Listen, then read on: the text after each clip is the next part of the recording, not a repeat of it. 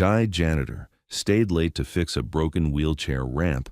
Next morning, 300 Harleys blocked the school in silence.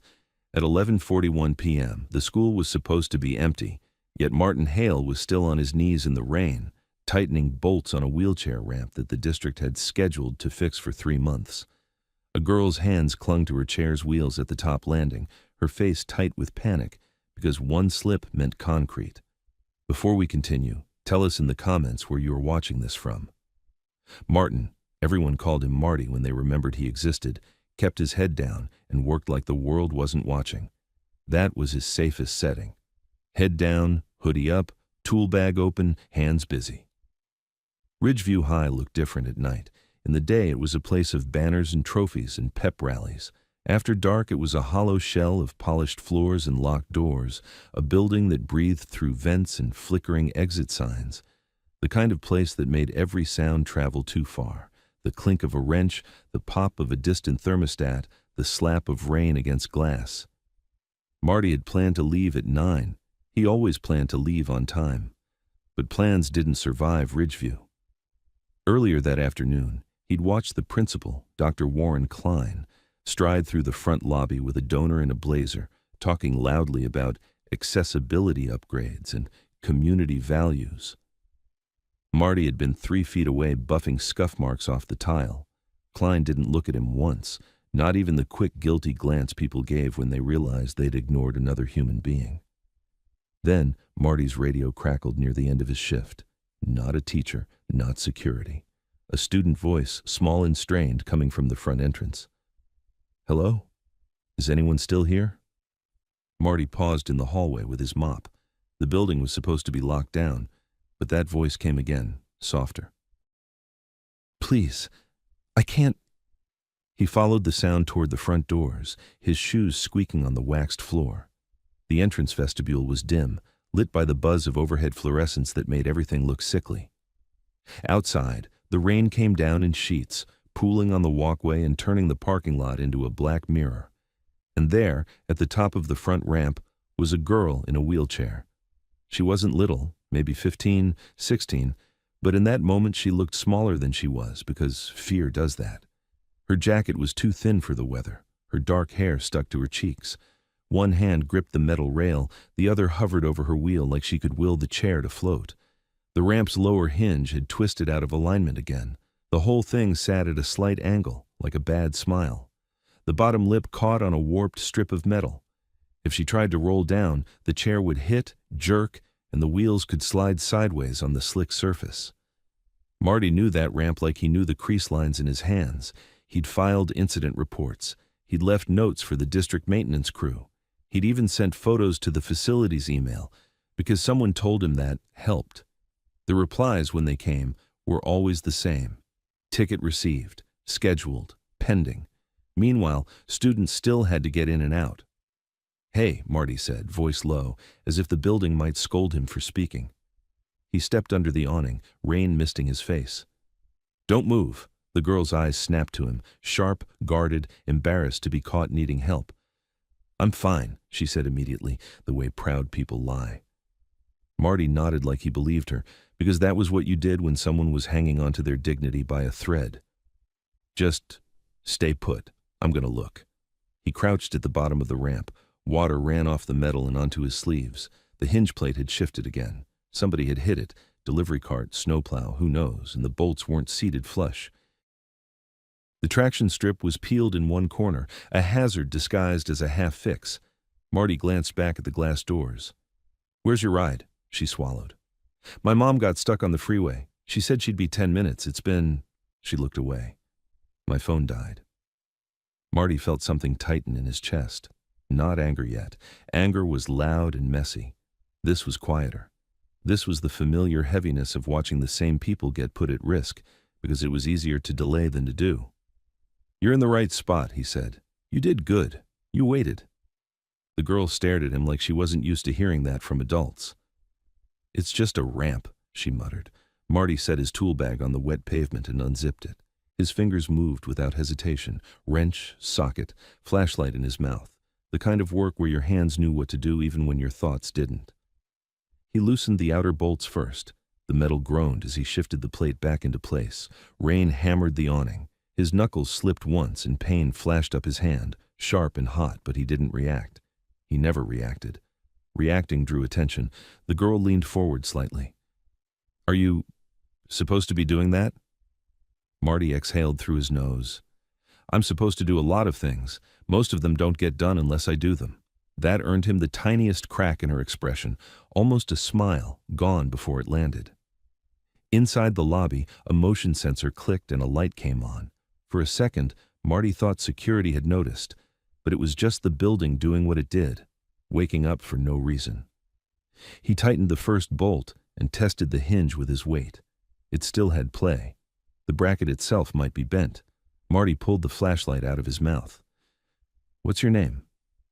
The question seemed to surprise her, like he'd asked for something personal.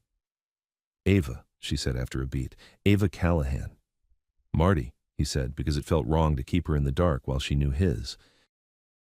"Just, Marty."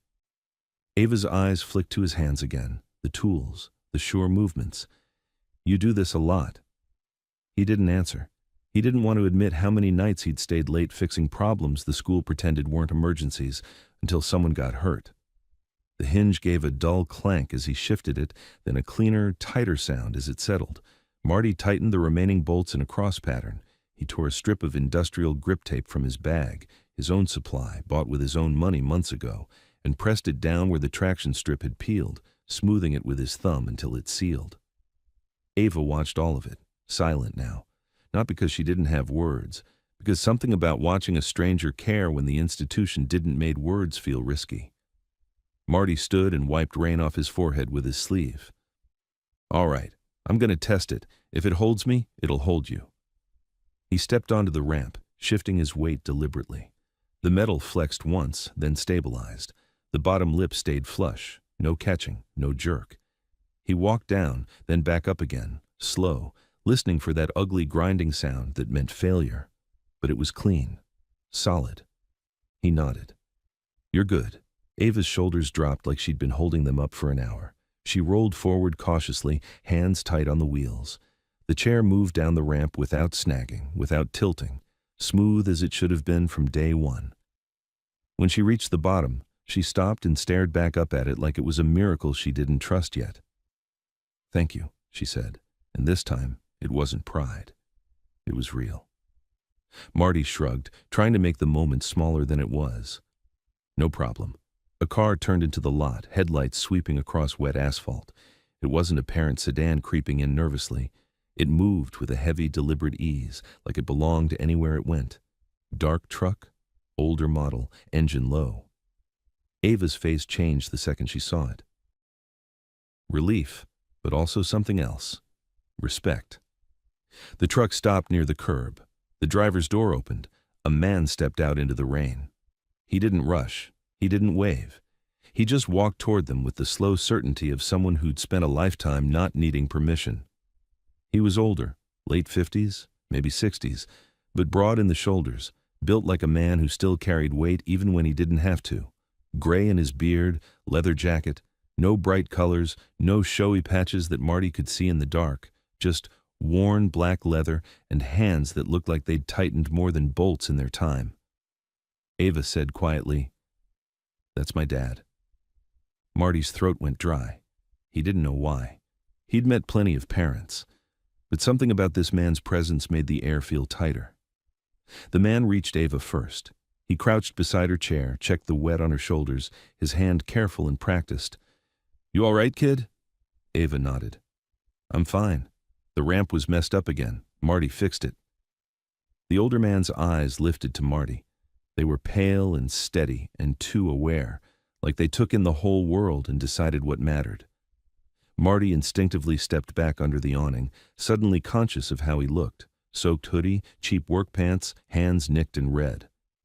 "Sir," Marty said, because it came out automatically. The man didn't respond with a greeting. He looked past Marty at the ramp, then back at Marty's tool bag. "How long's that been broken?" the man asked Ava, but his gaze stayed on Marty. Ava hesitated. "A while." Marty could hear the truth behind that, long enough that people had stopped expecting it to change.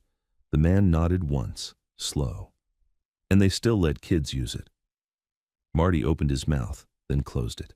He didn't want to complain. Complaining always came back on him. He'd seen it happen. A complaint became a performance issue. A report became attitude. The older man rose. Rain streamed off his sleeves. He held out his hand to Marty. Marty stared at it like it was a trick. No one at Ridgeview offered him a hand. They offered him instructions. They offered him blame. Finally, Marty wiped his palm on his pants and took it. The grip was firm, not crushing, just certain. "Thank you," the man said, voice low, "for staying." Marty swallowed. It's my job." The man's eyes didn't blink. "That wasn't your job. That was you." Ava watched them, quiet, like she was seeing two worlds touch. The man released Marty's hand and guided Ava toward the truck. Before she climbed in, she looked back over her shoulder and said, "My dad doesn't forget things." Marty gave a small, awkward nod, like he didn't know what to do with that sentence. The truck door shut. The engine rumbled. As it pulled away, Marty caught one last detail in the sweep of the headlights, an emblem stamped into the older man's belt buckle, a simple metal mark that meant nothing to Marty but looked like it had history. Then the truck disappeared into the rain. Marty stood alone under the awning, listening to the building behind him hum like it didn't care. He looked up at the ramp, straight now, steady, safe, and felt that quiet heaviness return, because fixing one thing didn't erase the fact that it had been left broken in the first place. He packed his tools, locked the front doors, and started his walk back down the empty hallway toward the custodian's closet. Somewhere far beyond the school, in the wet darkness, a deeper kind of engine rumbled once, then cut out like someone had decided to stay quiet. Marty didn't sleep much, not because the rain kept him up, but because that handshake wouldn't leave his skin. He woke before his alarm, lay staring at the ceiling of his one bedroom, listening to the old radiator tick like it was counting down to something. The kind of apartment you rented when you wanted to take up as little space in the world as possible. A sagging couch, a small table, work boots lined up by the door like they belonged to someone else. His phone sat dead on the counter. He'd plugged it in, but the cord was frayed, and at some point in the night, the connection had slipped out. When he finally powered it on, the screen lit with two notifications from the same district email address.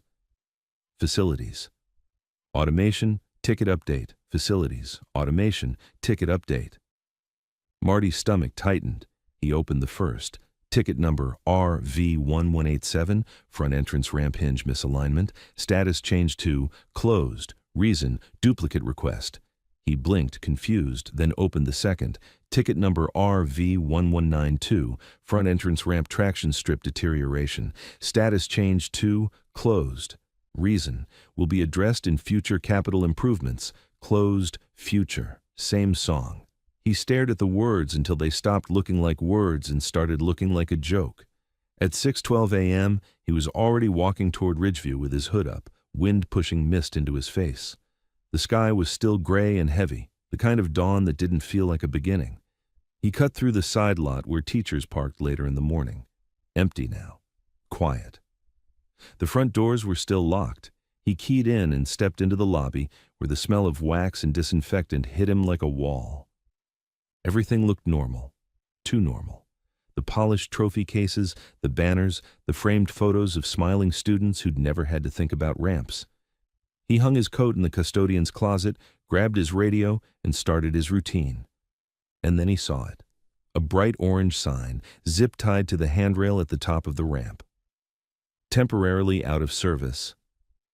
Please use side entrance. Marty stopped so hard his shoes squeaked. Out of service, the ramp he'd fixed. He stepped closer, eyes scanning for damage like he'd see something bent again. But the hinge was still tight. The grip tape was still pressed down clean. The ramp was safer than it had been in months. So why the sign? His radio crackled, a sharp voice, already annoyed, cutting through the morning quiet. Hail, front lobby, now. It was Ron Desire, the head of maintenance for the district, technically Marty's supervisor, practically his warden. Ron was the kind of man who carried a clipboard like a weapon and used rules like he'd invented them. Marty's mouth went dry. He unzipped his tool bag on instinct, like having tools near him made him less vulnerable. He walked into the lobby. Ron was there with Dr. Warren Klein, the principal, and a woman Marty didn't recognize. Tailored pantsuit, tablet in hand, the kind of person whose shoes never touched dirty floors. Klein's tie was perfect. His hair was perfect. His smile was the kind you practiced. Ron didn't smile at all. "Explain," Ron said. Marty glanced at Klein, then back to Ron. "The ramp was misaligned again. There was a student—" Ron cut him off. "Did I authorize repairs?" "It wasn't a repair," Marty said carefully. "It was tightening the hinge plate and replacing a traction strip. Temporary, so nobody—" Klein's smile twitched. "So nobody gets hurt," he finished, voice pleasant as glass. "How noble." Marty felt heat crawl up his neck. "It was dangerous," he said. "Anyone in a chair could have—" "And if it failed after you touched it?" Ron snapped. "If someone got hurt, whose liability is that, Marty?" Marty opened his mouth, but the words didn't come. Because in a perfect world, the answer would be the schools, the districts, the people who ignored the ticket for months.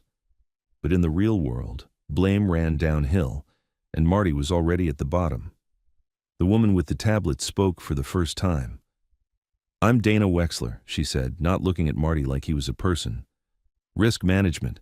We got notified of an unauthorized modification to an accessibility structure. That's a compliance issue." Compliance issue, not safety issue, not human issue.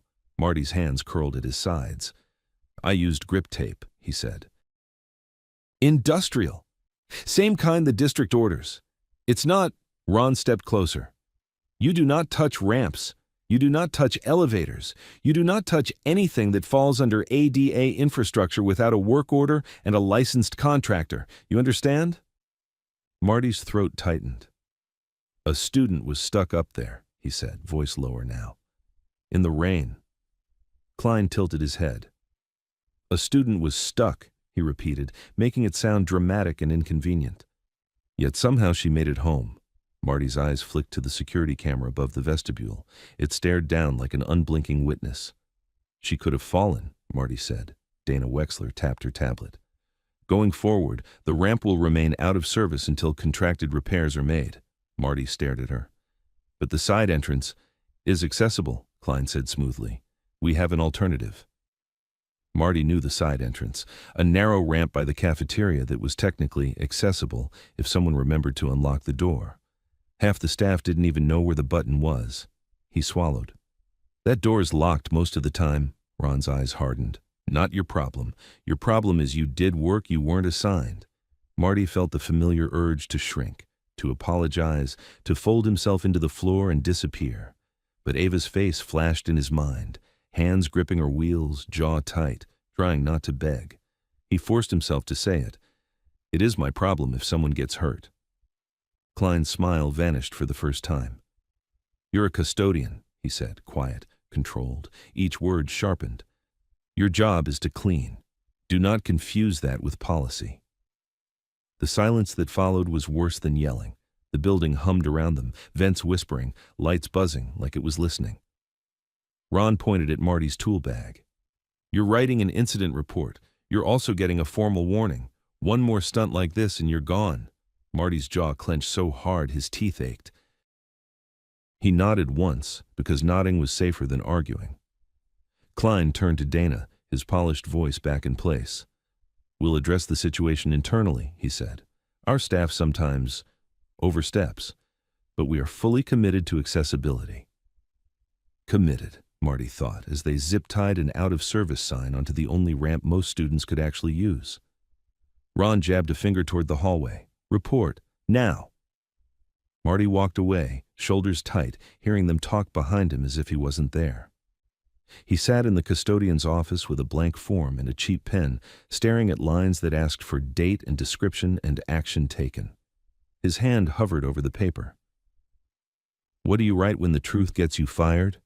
He wrote the safe version. Observed misalignment at ramp hinge, student presence noted, tightened bolts and applied temporary traction strip to reduce slip hazard, no further incident. He hesitated, then added one line, small and plain. Ramp has had ongoing issues, multiple tickets submitted previously. He stared at that last sentence like it might ignite the paper. Then he signed his name. By 7:30, the first teachers started arriving. Cars rolled in, doors slammed, voices echoed. Ridgeview woke up. Marty kept his head down and moved through the lobby with a mop like none of it mattered. The out-of-service sign sat there like a slap. At 8:05, he saw a wheelchair student approach the front ramp from the sidewalk. Another kid, younger, with a backpack and a tired face.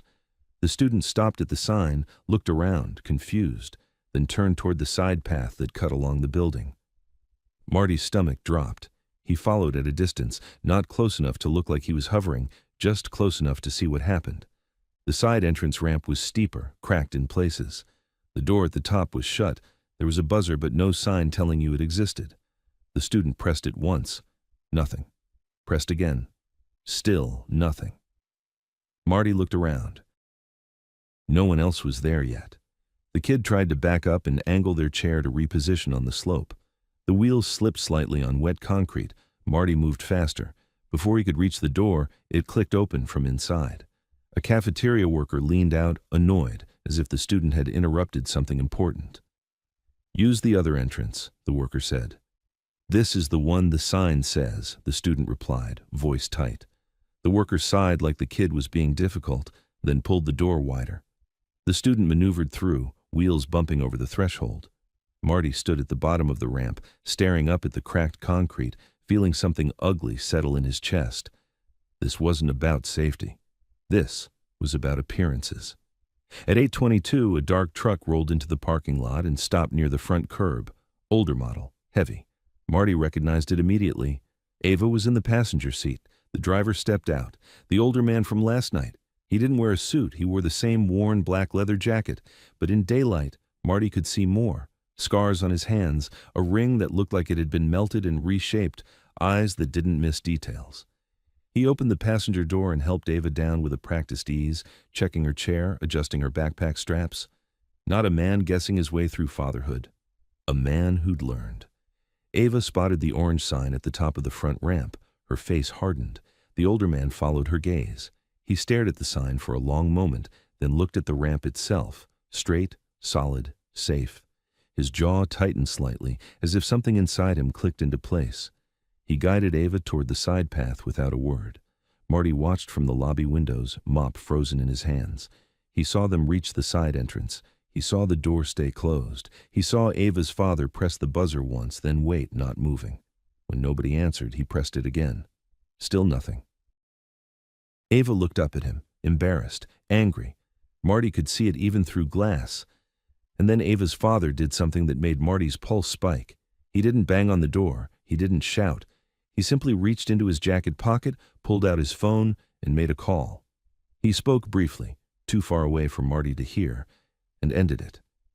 Then he leaned down to Ava and said something to her. Ava nodded once. The door finally opened, and they went inside. Marty exhaled slowly, unaware he'd been holding his breath. At 8:41, the first low rumble reached the school. Not loud, not aggressive, just a vibration in the air, like distant thunder that didn't belong to the sky. Marty's head lifted. Teachers didn't notice yet. Students didn't notice yet. The building kept buzzing and breathing like always, but Marty felt it in the floor, under his shoes. He turned toward the front doors. Across the wet road at the far edge of the campus, the first motorcycle appeared, black, chrome dulled by weather, rider upright. Then another, then three more, spaced evenly, moving slow, not revving, not weaving, just rolling forward like a line that had decided where it was going. Marty stepped closer to the glass, his mop forgotten as the quiet thunder multiplied and the school's morning noise began to swallow itself. The line of bikes reached the entrance drive and didn't stop. It kept coming. The sound didn't get louder the way a parade does. It got wider. One rumble became 10, then 50, an expanding vibration that spread across the wet campus like pressure building under ice. Marty stood at the lobby windows, staring through the glass as motorcycle after motorcycle rolled into the entrance drive at the same measured pace. No one revved, no one did circles, no one showed off. They moved with discipline. The first riders turned left and lined up along the curb. The next group fanned out across the visitor parking spots. More bikes slipped in behind them and stopped with the same clean timing.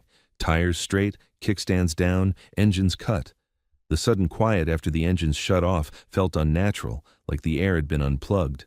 And they kept coming. Students started noticing before teachers did. A couple of kids walking up the sidewalk slowed, then stopped completely, eyes wide. Phones came out. Someone whispered, loud enough that Marty could see their mouth form the word even through the glass. Harleys. The school's front entrance, usually a place of sleepy arrivals and parents double parking, transformed in minutes into something else, an organized blockade that didn't need chains or cones. The bikes themselves were the barrier. By 8:47, the first school bus turned in from the main road, yellow and lumbering, and had to brake hard when it saw the mass of motorcycles filling the drive. The bus driver honked once out of reflex. Nobody reacted. The bikers didn't even look over. The bus sat there, idling, unable to pull forward. A second bus arrived behind it, then a third. The line backed up onto the street. Inside the building, the normal morning chatter began to wobble. Secretaries at the front desk looked up. A teacher passing through the lobby slowed and stared out the windows like she'd walked into the wrong movie. Marty's radio crackled again, sharp and impatient. "Hale, what the hell's going on out there?" Ron Desair's voice. Marty didn't answer right away because he didn't have an answer that wouldn't sound insane. He leaned closer to the glass.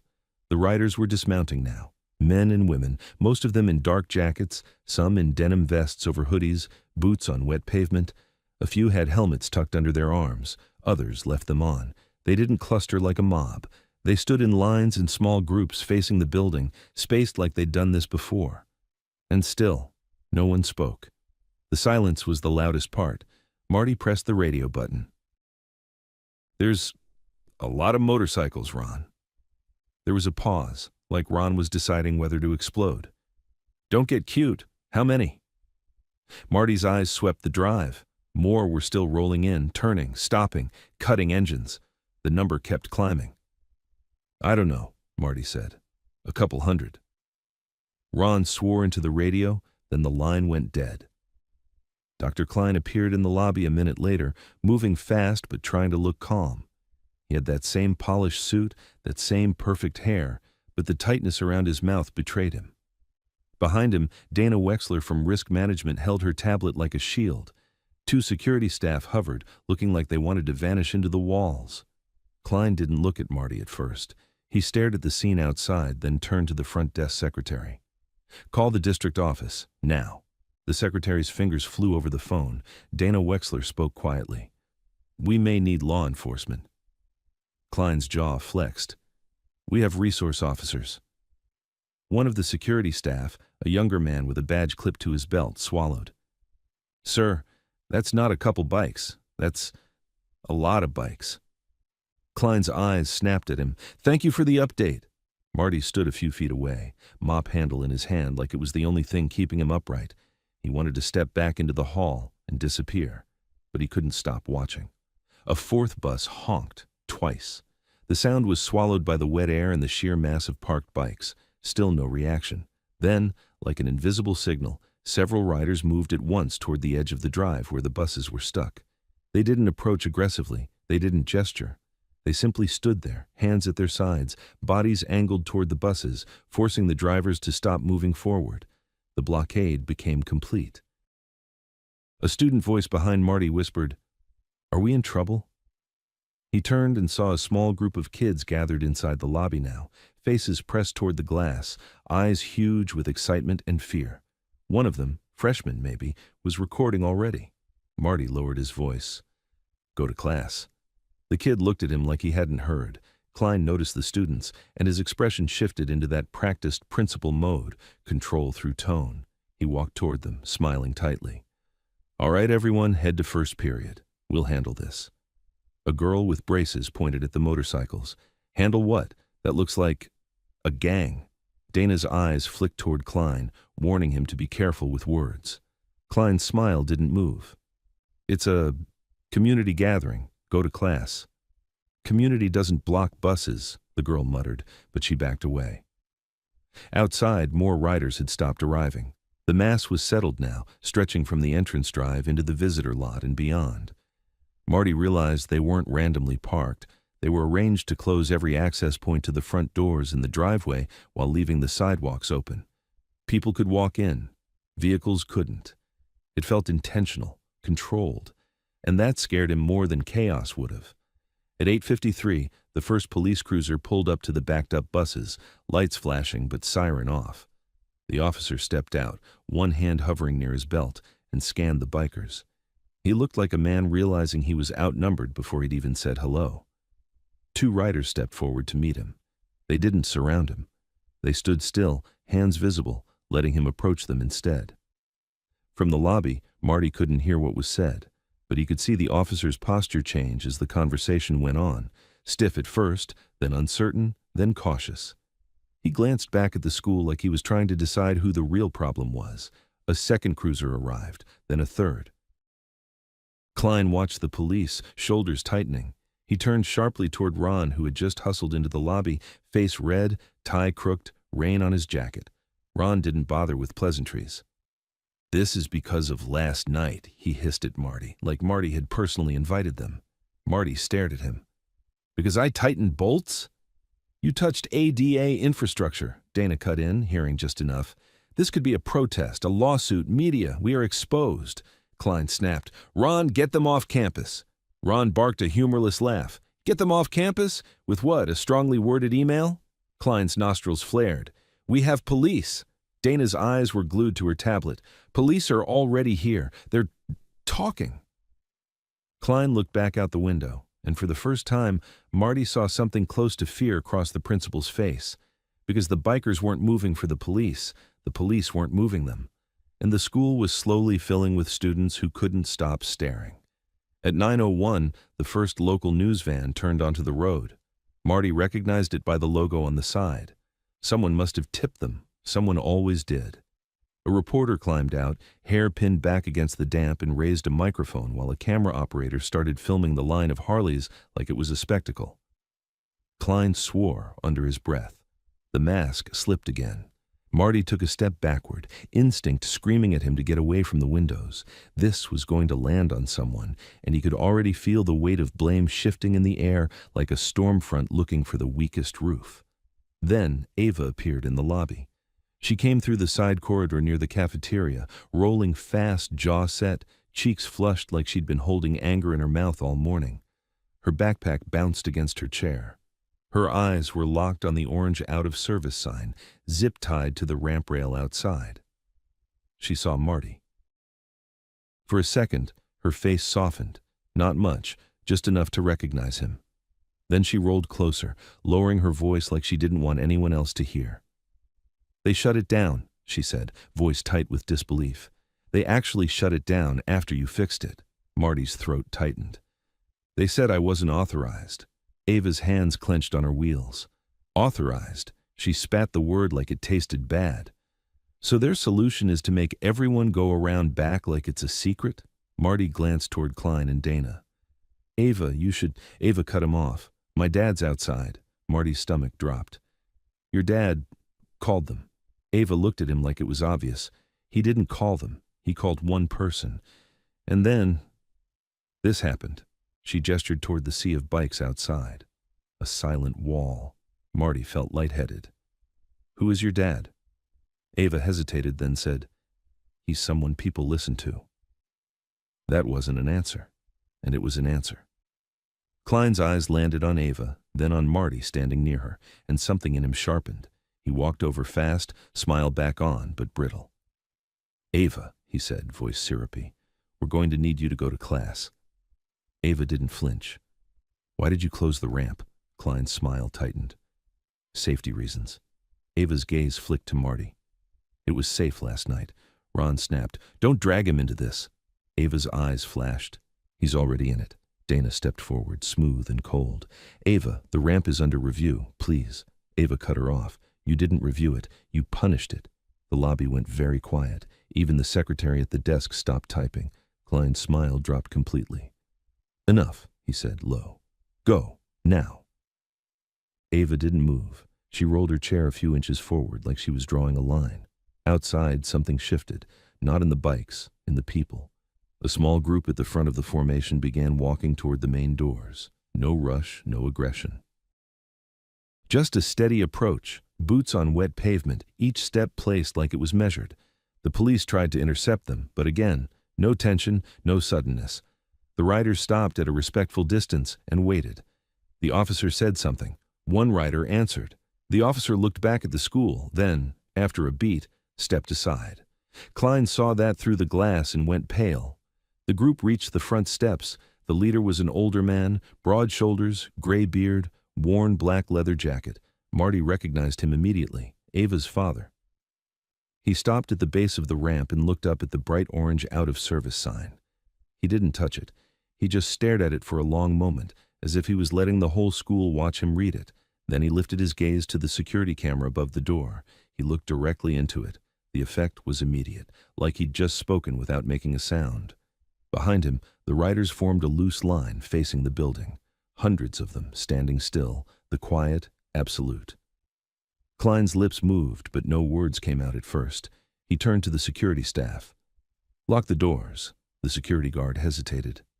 "Sir, we can't lock them with people arriving." "Lock them!" Klein snapped. The guard moved toward the panel, and Marty, without knowing why, heard Ava's words from last night like a warning. "My dad doesn't forget things." Outside, Ava's father lifted one hand and pointed, not at the doors, not at the police, but at the ramp. Then he lowered his hand slowly and looked at the building again, eyes steady. In the lobby, Klein's phone buzzed. He glanced down, then his face tightened even more. Ron leaned in. "What?" Klein's voice came out clipped. "District superintendent is on his way, and the board president." Dana's eyes widened for the first time. "Here? Now?" Klein nodded, breathing shallow. "Now." Ava's father took one step closer to the door. He didn't bang, he didn't demand. He simply waited, like he had all the time in the world, and the school did not. Then, through the glass, he spoke. Just a few words, calm enough that Marty couldn't hear them, but clear enough that Marty could read the shape of one sentence on his lips. "We're here for him." Klein's eyes snapped to Marty, and in that moment, Marty understood with a cold clarity. Whatever was about to happen next, the spotlight was turning toward the one person in the building who had tried to fix the problem. Klein pointed at him, voice suddenly loud. "Hale, out here, now!"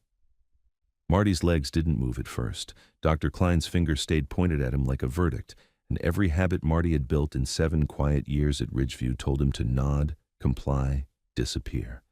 But outside, the riders were still there, hundreds of them, standing in the misty rain as if they'd come to weigh the school against its own words. Klein's voice snapped. "Hale, out now!" Ron hissed near Marty's shoulder. "Do it before this turns into a disaster." Ava watched Marty from the doorway, jaw tight.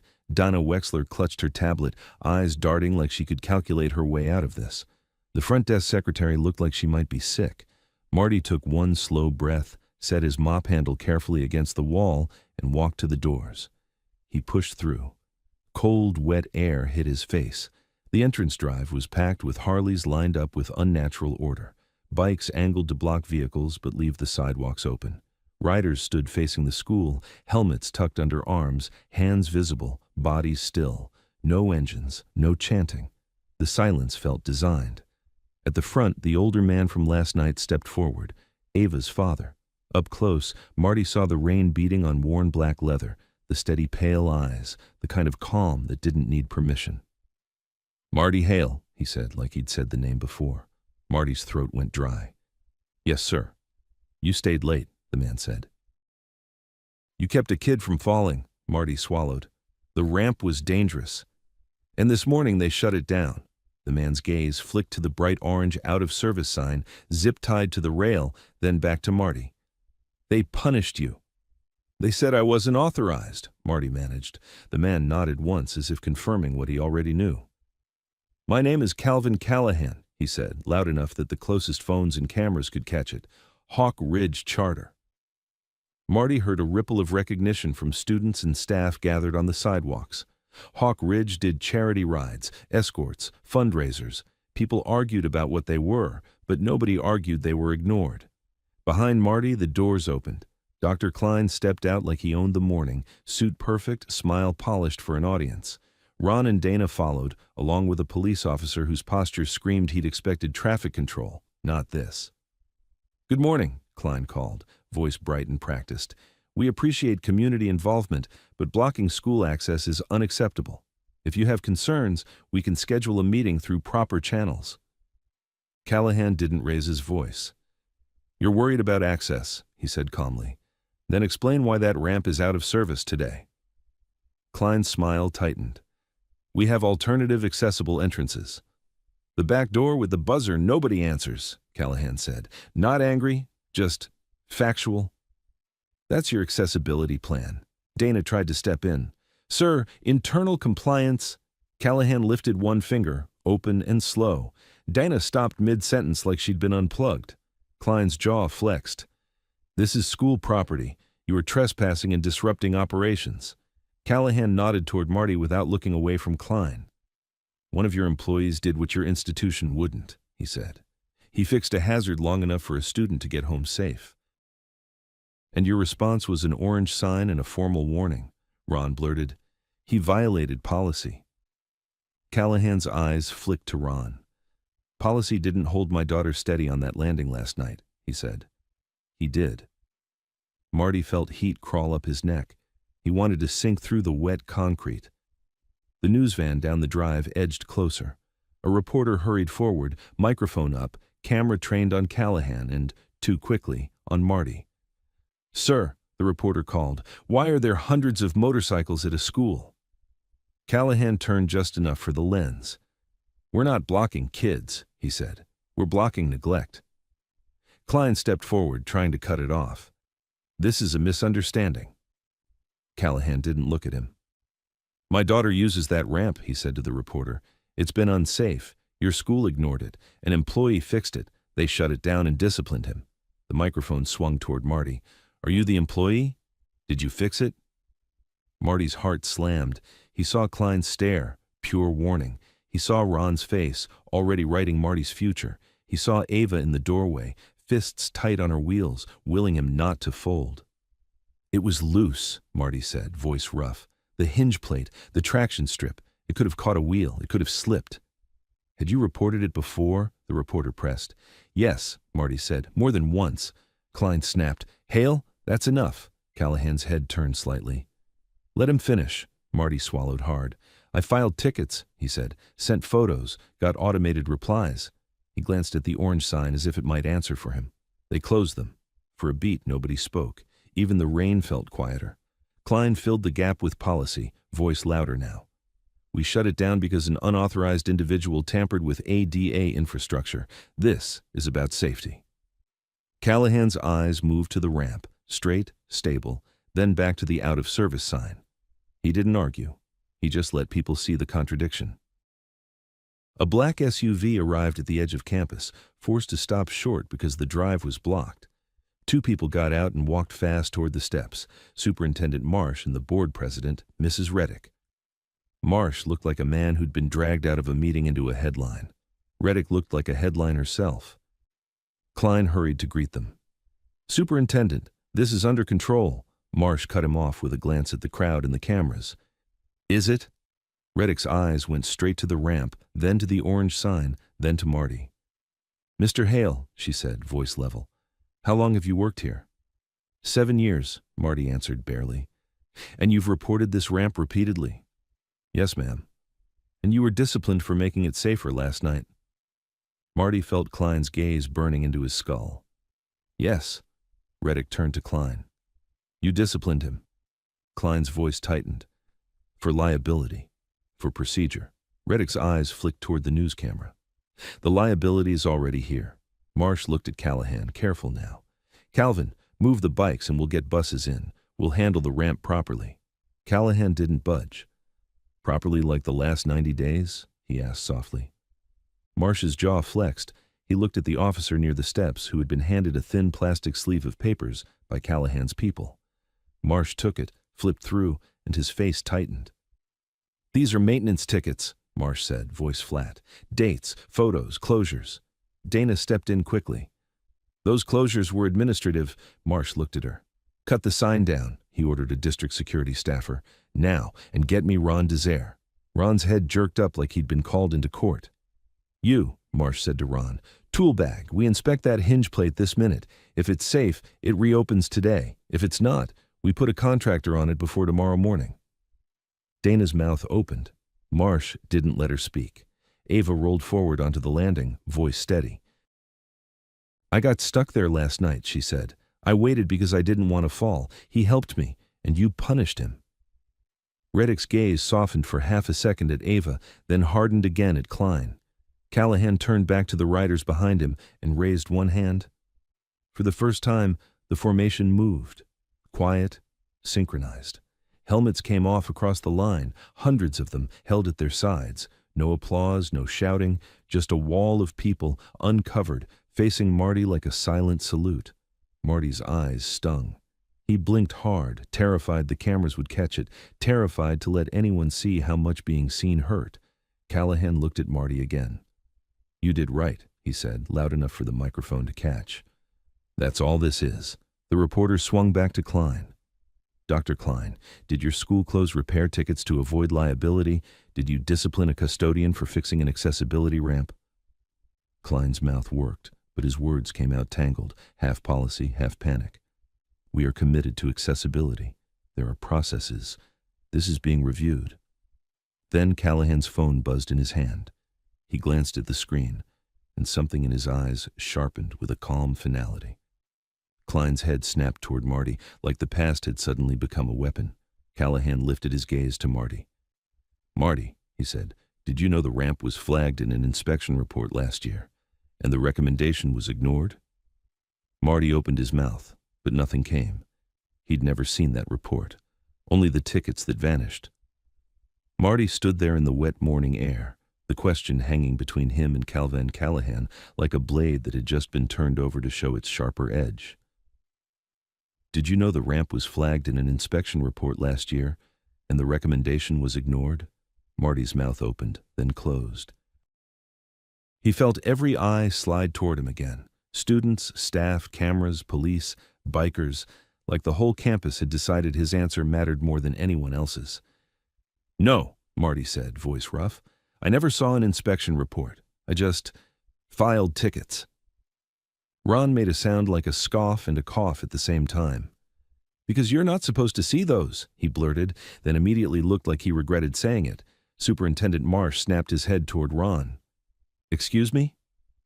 Dana Wexler stepped forward, smooth as ice. Inspection documentation is handled at the district level. Staff custodians wouldn't be included. That's standard. Callahan nodded slowly, like he'd expected that exact sentence. Right, he said. So the people who get hurt never get to see the paper that explains why. Dr. Klein's jaw was tight enough to grind teeth. He forced his smile back on, the one he used when donors asked uncomfortable questions. Mr. Callahan, he said, I understand you're upset, but this is not the place to litigate internal documents. Callahan didn't look away. Then where was the place the last 90 days, he asked calmly, because I'm standing on it. A rider near the front stepped forward and handed Callahan a thin manila folder sealed in a clear sleeve, like it had been protected from weather and fingerprints. Callahan didn't open it yet. He held it up just enough for the camera to catch the bold header on the first page. Facility Safety and Accessibility Review, Ridge View, High Front Entrance Ramp, Immediate Action Recommended. Marty's stomach dropped. The words looked official, clean, the kind of document that should have ended the problem months ago. Marsh reached out without asking. Let me see that. Callahan passed the sleeve to him. Marsh flipped through, face tightening line by line. Mrs. Reddick, the board president, leaned in over his shoulder and read too. Her expression didn't change much. She was trained for public composure, but Marty saw something in her eyes sharpen like anger that had been waiting for a legitimate target. Klein stepped closer. Superintendent, we can discuss. Reddick cut him off. Warren, she said, voice low and even, this report is addressed to you. Klein's smile flickered. That doesn't mean I received it. Marsh didn't even look up. It's also addressed to district facilities and risk management. His eyes lifted to Dana Wexler. Dana's face stayed controlled, but her fingers tightened on her tablet. We process hundreds of documents. Marsh's voice went flat. This one says, immediate action recommended, and it has photos of the hinge plate, the exact hinge plate, with dates. Ron shifted his weight like a man trying to shrink without anyone noticing. Ava rolled her chair closer to the front steps, face set. So you knew, she said, loud enough to carry. You knew, and you still made me use that thing. Klein's posture stiffened. Ava, please. Don't, Ava snapped. Don't say my name like you care. The reporter stepped in again, microphone up. Superintendent Marsh, did the school ignore an accessibility safety report for a year? Marsh turned slightly, eyes on the camera, and Marty saw the calculation. Anything he said now would be played on loop by noon. We are reviewing the document, Marsh said carefully, and we will address any failures immediately. Callahan's voice slid in, calm and unavoidable. You can address it right now, he said. Cut the sign down, reopen the ramp Marty fixed, and tell the truth. You disciplined him because it was easier than admitting you didn't do your job. Klein's smile broke completely. He is not licensed, he snapped. He performed an unauthorized modification. If that ramp failed, if a student was injured, this school would be accountable, Reddick said, and her tone finally turned sharp. That's what accountability is. Klein looked at her, stunned for half a beat, then tried to recover. Madam President, with respect? You're going to stop talking, Reddick said, voice still controlled but iron underneath, because every time you open your mouth, you make this worse. Silence hit again. Even the police officer at the steps shifted as if he'd just realized who held authority here. Marsh flipped to the back pages of the report and froze. There's an email chain, he said quietly. Donna stepped forward fast. That chain may include protected internal, Marsh kept reading. It includes a recommendation for a full repair estimate. He looked up, eyes narrowed. And a decision to defer it until after athletics capital improvements. A few students nearby whispered. Someone muttered, the new scoreboard. Klein's face flushed. That's not, Reddick's gaze pinned him. You spent money on a scoreboard while leaving an accessibility hazard in place? Klein's voice rose, losing polish. You can't conflate budgets like that. Different funding streams, different priorities, Ava said, voice tight. That's all it is. Callahan didn't raise his voice once. We're not here to embarrass you, he said. You embarrassed yourselves. We're here to make sure the people you ignore don't stay invisible. He turned slightly to the line of riders behind him. Helmets on the ground, he said softly. It wasn't a command barked out. It was a statement, like he was describing something already decided. Across the driveway, hundreds of helmets lowered to wet pavement at the same time, a heavy unified sound, plastic and composite and metal meeting concrete. It wasn't threatening, it was ceremonial. It felt like a marker placed at the scene of a crash. Students went quiet. The reporter's camera zoomed in. Marty's chest tightened. He didn't know what to do with the weight of it. This many strangers showing up in silence for a man who usually ate lunch alone in a utility room.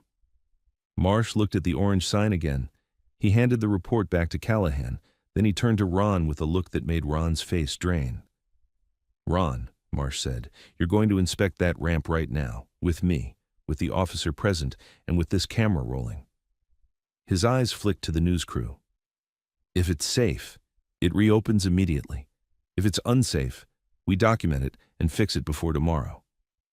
Dana swallowed. Superintendent, liability, Marsh cut her off. Liability's already here, Dana. The only question is whether we keep lying to it. Ron hesitated. Now, Marsh said. Ron moved like his shoes had suddenly gotten heavy. He gestured for a district security staffer to cut the zip ties.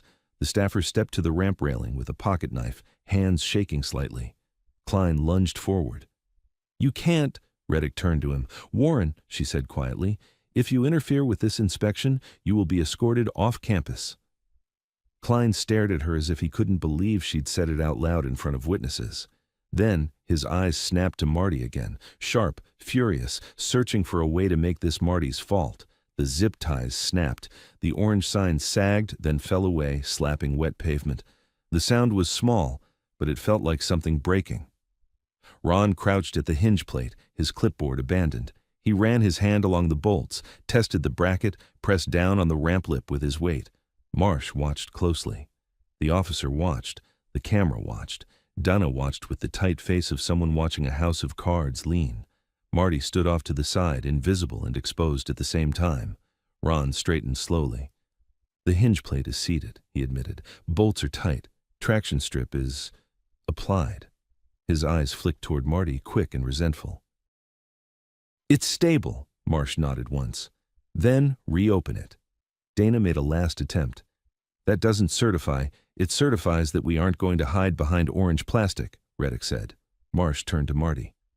Mr. Hale, he said, loud enough for the camera, did you apply that traction strip last night? Marty's throat tightened. He could feel Klein's stare burning holes in him. Yes, Marty said. Did you do it to reduce a slip hazard for a student? Yes, Marsh nodded. Then I'm going to say this clearly, he said, facing the camera now. The district appreciates staff who act to protect student safety. Any discipline issued for that action will be reviewed immediately. Reviewed wasn't rescinded, but it was a crack in the wall. Callahan's gaze held Marty's for a moment, steady. Ava's hands relaxed slightly on her wheels. Then Ava did something Marty didn't expect. She rolled forward onto the top landing and looked down the ramp. Can I? She asked Marsh, not Klein. Marsh hesitated for half a beat, then nodded. Go ahead. Ava rolled down the front ramp, smooth, controlled, wheels gripping, chair steady. When she reached the bottom, she turned and faced the building like she was daring it to deny her again. Students clapped, some of them, not all, then stopped awkwardly, like applause felt wrong in a moment this raw. Phones were up everywhere now. The story was already leaving the campus. Klein's face had gone rigid. He stepped closer to Marsh and Reddick, lowering his voice, trying to regain control through proximity. This is spiraling, he hissed. You are letting a biker club dictate district policy on school grounds. Callahan heard him anyway. He didn't even turn. We're not dictating, he said. We're witnessing. That's what you're afraid of. The police officer near the steps cleared his throat. Superintendent, he said quietly. They haven't threatened anyone. They're just standing. It's peaceful. Marsh nodded. I know. Reddick looked at Callahan.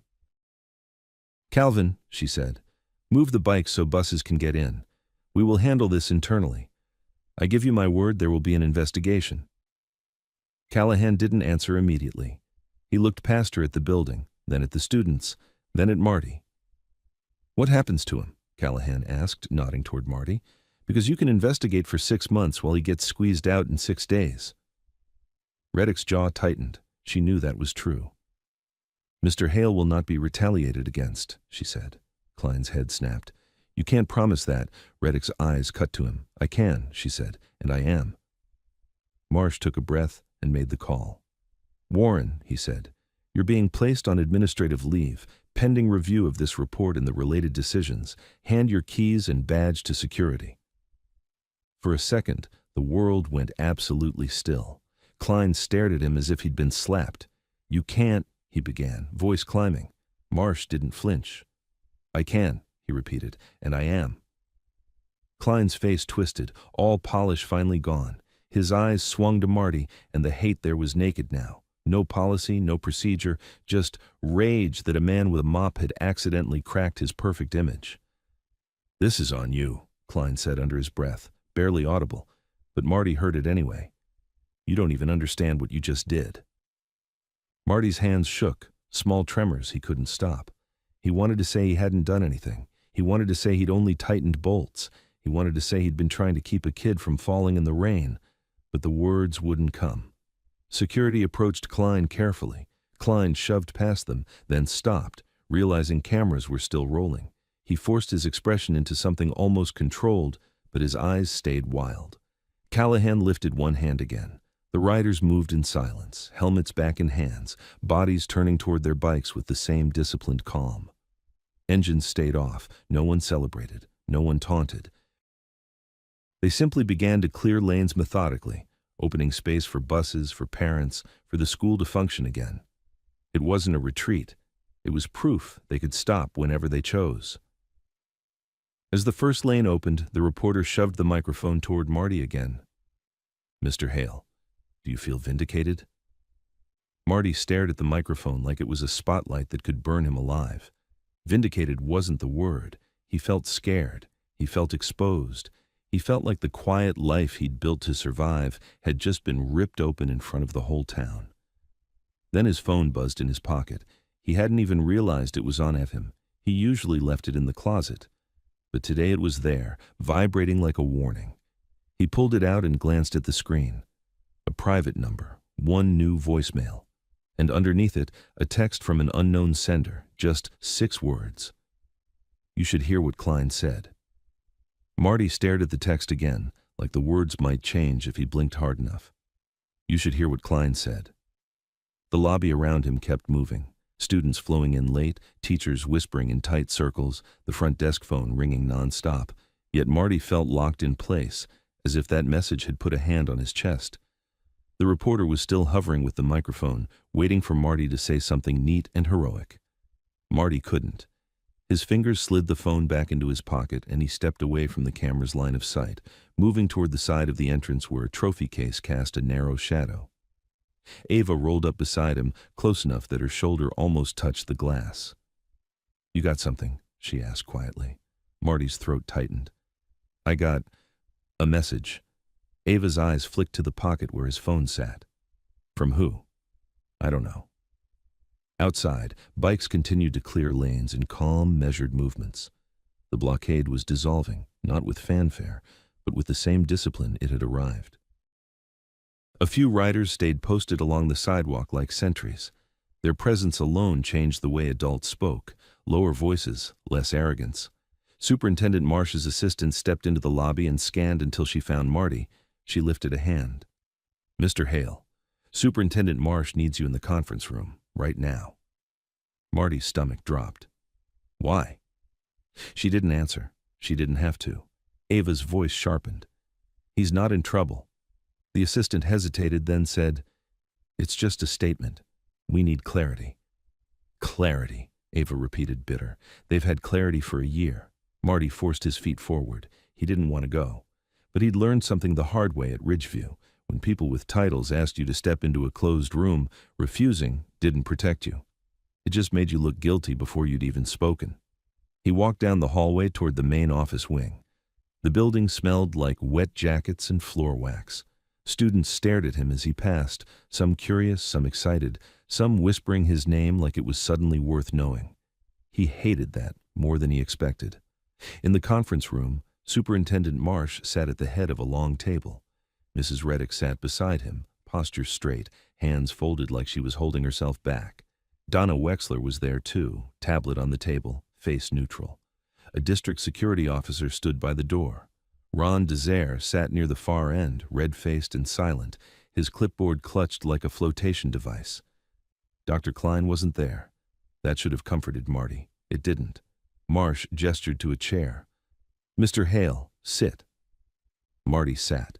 His hands were still damp from the rain. He rubbed his palms against his pants under the table, hoping nobody noticed. Marsh leaned forward. "I'm going to ask you direct questions. Answer direct, you understand?" "Yes," Marty said. Reddick's gaze stayed on Marty, not unkind, but intense. Like she'd realized too late that the smallest people in a system often saw the biggest truths. Marsh asked, "Did you work on the front entrance ramp last night?" "Yes." "Did a student in a wheelchair request help?" "Yes." "Did you feel the ramp presented an immediate safety hazard?" "Yes." Dana's voice slid in smoothly. "To be precise, Mr. Hale, you tightened existing hardware and applied traction material, correct?" Marty looked at her. "Yes." Donna nodded as if she'd just caged the truth inside the right words. "And you understand that such work requires authorization due to compliance and liability." Marty felt his jaw tighten. "I understand you were willing to leave it unsafe." Dana's eyes hardened a fraction. "That's not what I said." "It's what happened," Marty said, and his voice surprised him by not shaking.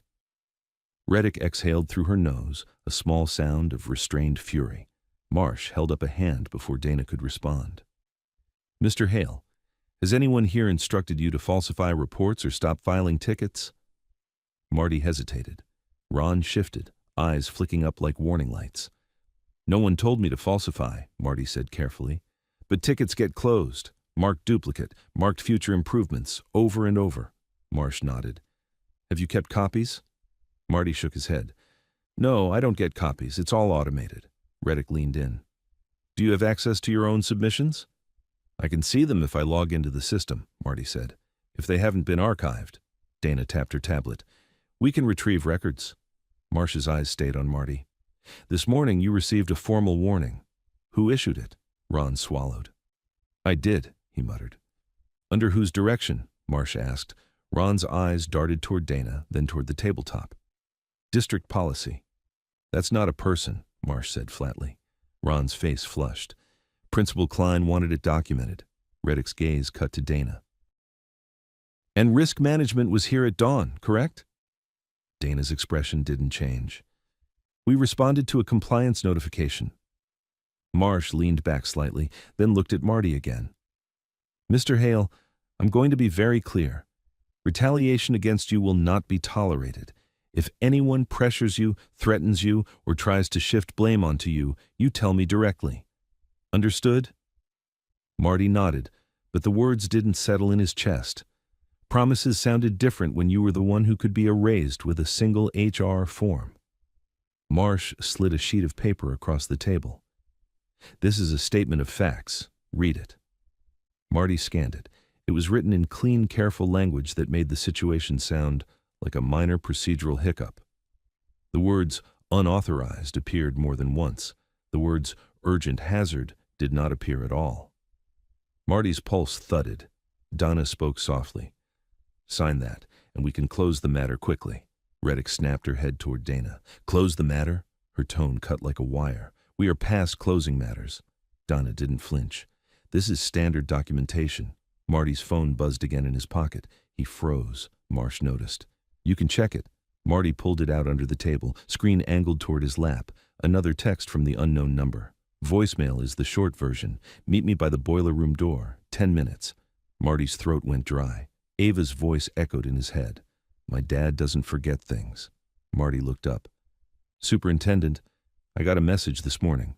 Donna's eyes sharpened. From whom? I don't know, Marty said. It says I should hear what Klein said. The room changed. You could feel it, the moment when an ugly rumor might become evidence. Marsh's posture tightened. Show me. Marty hesitated for half a beat, then turned the phone and placed it on the table, screen up. Reddick read the text. Her mouth hardened. Marsh's eyes narrowed. Dana's voice stayed smooth. Anonymous messages are often attempts to inflame. We should be cautious. Marsh didn't look at her. Mr. Hale, go meet them. Take security with you. If someone has evidence, we need it. Dana's head lifted. We cannot, Reddick cut in. We can, and we will. Marty stood, legs unsteady. The district security officer by the door shifted. I'll go with him. Marsh nodded once. Do not engage anyone alone. And Marty, he paused as if choosing a tone that would land. If this is what I think it is, you did not start this. You just stood in front of it. Marty didn't know how to answer that, so he just nodded again and walked out. The boiler room door was at the end of a service corridor most students never used, behind the cafeteria and past a set of storage closets. Marty's shoes squeaked on the linoleum. The security officer followed 2 steps behind, hand near his radio. The hallway was quieter here. No banners, no trophies, just painted cinder-block walls and the low, constant hum of machines that kept the school alive.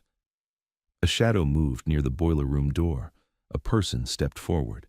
It was the young security guard from earlier, the one who'd hesitated when Klein ordered the doors locked. He looked like he hadn't slept. His badge hung slightly crooked.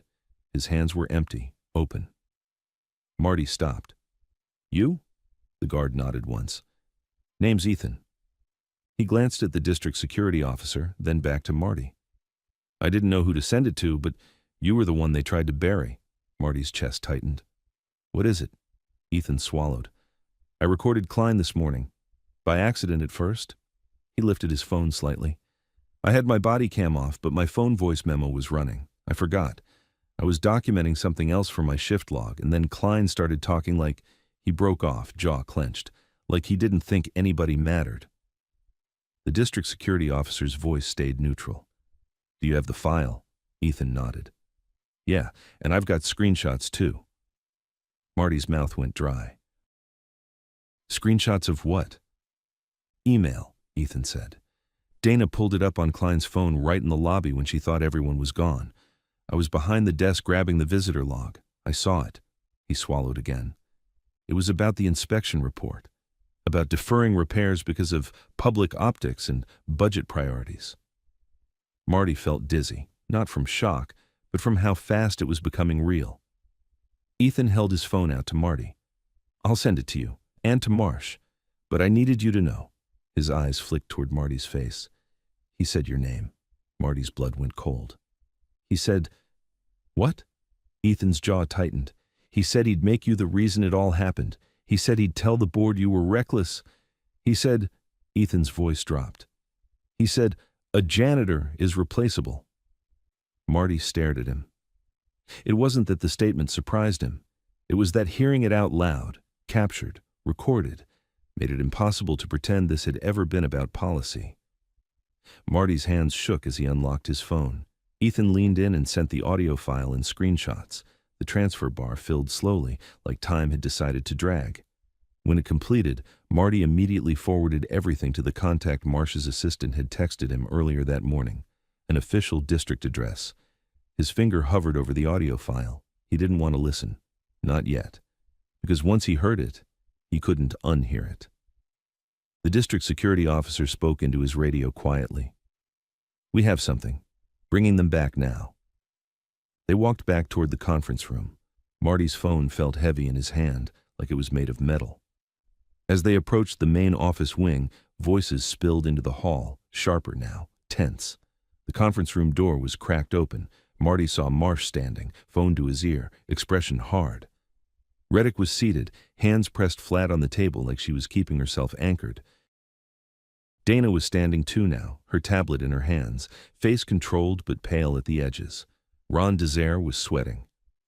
Marty stepped inside. Marsh lowered his phone. You got it? Marty held up his phone. Yes, Marsh motioned. Play it. Dana's voice snapped, the first crack in her smoothness.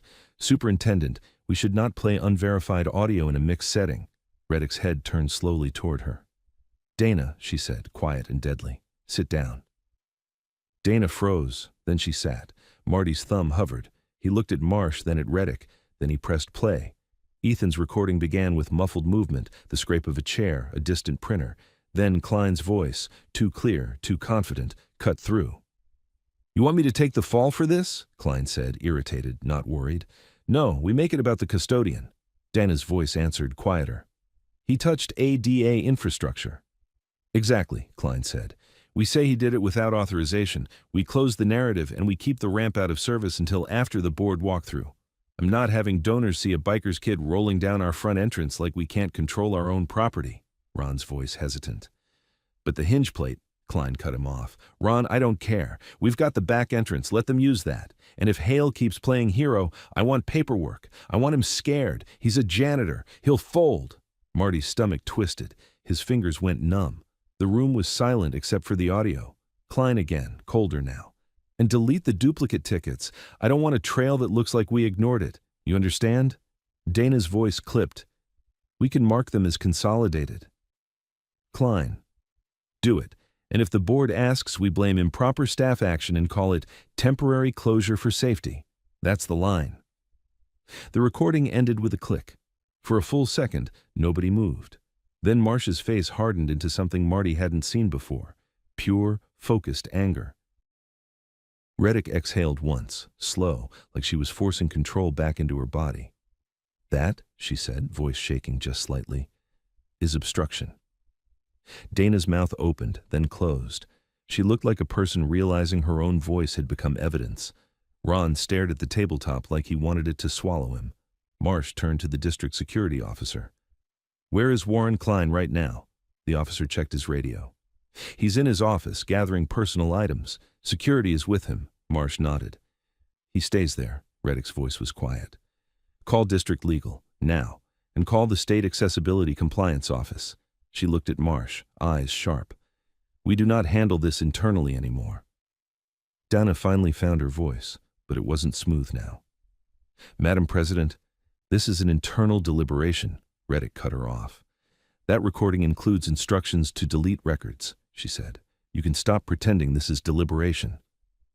Dana's eyes flicked toward Marty, just for a moment, and Marty saw it. Not guilt, not empathy. Calculation. How to survive. Marsh looked at Marty. His tone changed, softer but steady. "Marty," he said, "I need you to understand something. You're going to be asked questions by investigators. You do not speak to media without counsel. The district will provide counsel if necessary. And—" he paused, then said it clearly. "Your warning is void. Effective immediately." Marty's chest tightened so hard it hurt. "Okay," he managed. Reddick leaned forward. "Mr. Hale," she said, "do you have any documentation of prior requests beyond the ticket system? Notes, photos, emails?" Marty shook his head. "Just the system." "We'll pull it," Marsh said, "and we'll preserve it. No deletions." Dinah's fingers tightened on her tablet. "Superintendent, we should ensure proper retention protocols." Marsh stared at her. "Dana, you are not touching the system." Dinah's face went still. A knock hit the conference room door. Everyone flinched at once.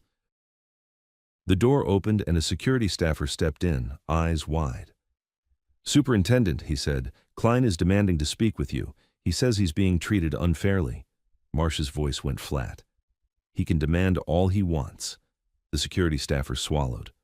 "Also, the news crew is still outside, and Calvin Callahan is asking if Marty is okay." Marty's throat tightened at the mention of Callahan's name, like it anchored him to something solid. Reddick stood. "Tell Callahan Mr. Hale is safe and that we are taking action." She looked at Marty again. "And tell him, thank you for forcing daylight." The security staffer nodded and stepped back out. Marty's phone buzzed again, another text from the unknown number. It wasn't Ethan this time. Ethan was standing just outside the room now, visible through the glass wall, face tense. Marty glanced down. "He's going to try to take your phone. Don't let him." Marty's blood went cold as he raised his eyes and saw, through the narrow window in the corridor, Dr. Klein stepping out of his office with 2 security staff beside him. Klein's face wasn't polished anymore. It was furious, and his gaze was locked straight onto Marty as he started walking toward the conference room door. Marty didn't move, not because he was brave, because his body didn't trust itself to do anything smart. Through the glass, Dr. Warren Klein walked down the corridor with 2 security staff flanking him, but he wasn't being escorted the way people imagined escorted. He was moving under his own power, chin high, eyes burning, like security was there to protect everyone else from him, not to guide him out. He stopped outside the conference room door and stared through the window straight at Marty. For a second, it felt like the entire building narrowed to that look. Then, Klein opened the door. "I need to speak to Superintendent Marsh," he said, voice steady enough to sound reasonable to anyone who hadn't just heard his recorded plan to bury a custodian. Marsh didn't sit down. He didn't gesture politely. He stayed standing, hands planted on the table edge, posture tight. "You're on administrative leave," Marsh said. "You're not speaking to anyone here without counsel." Klein's smile tried to appear, thin, performative. "I don't know what you think you heard, but I'm being railroaded based on some anonymous audio file." Reddick's eyes didn't blink. "It's your voice," she said. "It's Dana's voice. It's Ron's voice. This isn't anonymous. It's documented." Dana's head snapped toward Reddick, but she didn't speak. Klein's gaze flicked to Marty, fast, venomous, then back to Marsh. "This is a school," he said. "We have minors here. You're allowing a biker intimidation spectacle outside, and now you're entertaining illegally recorded conversations. Do you understand the exposure you're creating?" Marsh's tone didn't change. "You instructed staff to delete records." Klein spread his hand slightly. "No, I didn't. That audio can be edited, spliced, manufactured. We're in 2026. People fake voices for fun." Marty felt his chest tighten. The way Klein said it, smooth, certain, was the most dangerous thing about him. Klein could say the sky was green and make you doubt your own eyes. Reddick leaned forward, voice sharp. "Warren, stop. Every sentence you add becomes part of the file." Klein ignored her and stepped closer to the table, aiming himself like a projectile. "Where's the device?" he asked. Nobody answered. Klein's gaze dropped to Marty's hands. Marty realized with a sick jolt that his phone was still out, locked now, screen dark but still in his grip. He hadn't put it away after playing the recording. He'd been too rattled. Klein's eyes narrowed and his voice turned quieter. "Mr. Hale," he said, like he was speaking to a student who'd been caught cheating. "Hand me your phone." Marty didn't respond. His fingers tightened. Marsh stepped between them, half a pace. "You are not taking anything from him." Klein's smile twitched. "I'm not taking it. I'm requesting the device that contains illegal evidence obtained without consent, which exposes the district, the students, and me." Ethan stood just outside the conference room now, visible through the open doorway in the corridor. Marty saw his face, pale, jaw tight, eyes locked on Klein like he was watching a predator slip a leash. Klein noticed him too. "Oh," Klein said, and his tone shifted, almost amused. "Ethan, that makes sense." Ethan didn't move. Klein turned back to Marsh. "Is this seriously what we're doing?" He nodded toward Ethan. "A rookie guard with a personal grudge makes a secret recording and suddenly I'm the villain in a biker morality play?" Reddick's voice cut in. "The recording isn't the whole case. The ramp report is addressed to you. The ticket closures align with your timeline. The sign went up this morning after Mr. Hale made it safe. You can't talk your way out of those facts." Klein's face hardened. "Facts?" he repeated. Then he pointed at Marty, the gesture sharp. "Here's a fact. This man did unauthorized work on ADA infrastructure. That is, by definition, reckless." Marty's throat tightened. He forced words out. "I tightened bolts." Klein's eyes flashed. "You altered it." "I kept someone from falling," Marty said, voice rising despite himself. Klein stepped forward again, too close, invading Marty's air. "And because you wanted to play hero," he said low, "you invited a mob onto school grounds." Marty's head jerked. "I didn't invite anyone." Klein's mouth curled. "Oh? Then explain why they're here for you." Marty felt the room tilt. It wasn't the accusation itself. It was how easily Klein made it sound plausible. In the wrong hands, that narrative could become the whole story. Shy janitor signals, biker gang, school gets threatened, principal forced to protect students. Dana finally spoke, voice controlled again. "We need to preserve all devices and communications," she said, looking at Marsh, "including Mr. Hale's phone, chain of custody." Reddick turned her head slowly toward Dana. "You're not managing chain of custody," she said. "You're part of the recording." Dana's lips pressed together. Klein's eyes stayed on Marty's phone. "Hand it over," he said again, this time with a quiet command. Marty's hands shook. He didn't want to hand it to Klein. He didn't want to hand it to anyone. That little device felt like the only thing preventing the whole world from snapping back into Klein's version of reality. Marsh spoke to the district security officer. "Take possession of Mr. Hale's phone," he said. "Document it. Put it in an evidence bag. It goes to legal, not to Warren, not to Dana." The officer nodded. "Yes, sir." Marty swallowed. His fingers didn't want to release, but he knew the difference now. Giving it to security under Marsh's order was not the same as handing it to Klein's hand. He passed the phone to the district security officer. The officer immediately slid it into a clear evidence bag and sealed it with a strip that left a visible tear line if broken. Klein watched, jaw tight, then snapped his gaze back to Marty, like Marty had just committed a personal betrayal. "You think that protects you?" Klein said under his breath. Reddick's voice was hard. "Warren, stop speaking to him." Klein ignored her, eyes locked on Marty. "You don't understand how quickly people forget you," he said softly. "You'll be celebrated for a day and then you'll go back to mopping, and I'll still be the one who—" "Enough," Marsh said, voice cutting through like a slammed door. "Security. He leaves. Now." The two security staff at the doorway shifted, stepping closer to Klein. "Sir, let's go." Klein turned on them, sudden and sharp. "Do not touch me." One guard held his palms up. "We're not—" Klein's hand shot out. Not a punch, not a shove, but a fast grab toward the evidence bag in the officer's hand. Everything happened in a half-second. The officer jerked the bag back. The seal crinkled. Klein's fingers caught air. One of the security staff stepped in and grabbed Klein's forearm to stop him. Klein spun, furious. "Get your hands off me!" His voice was loud enough that it carried down the hallway.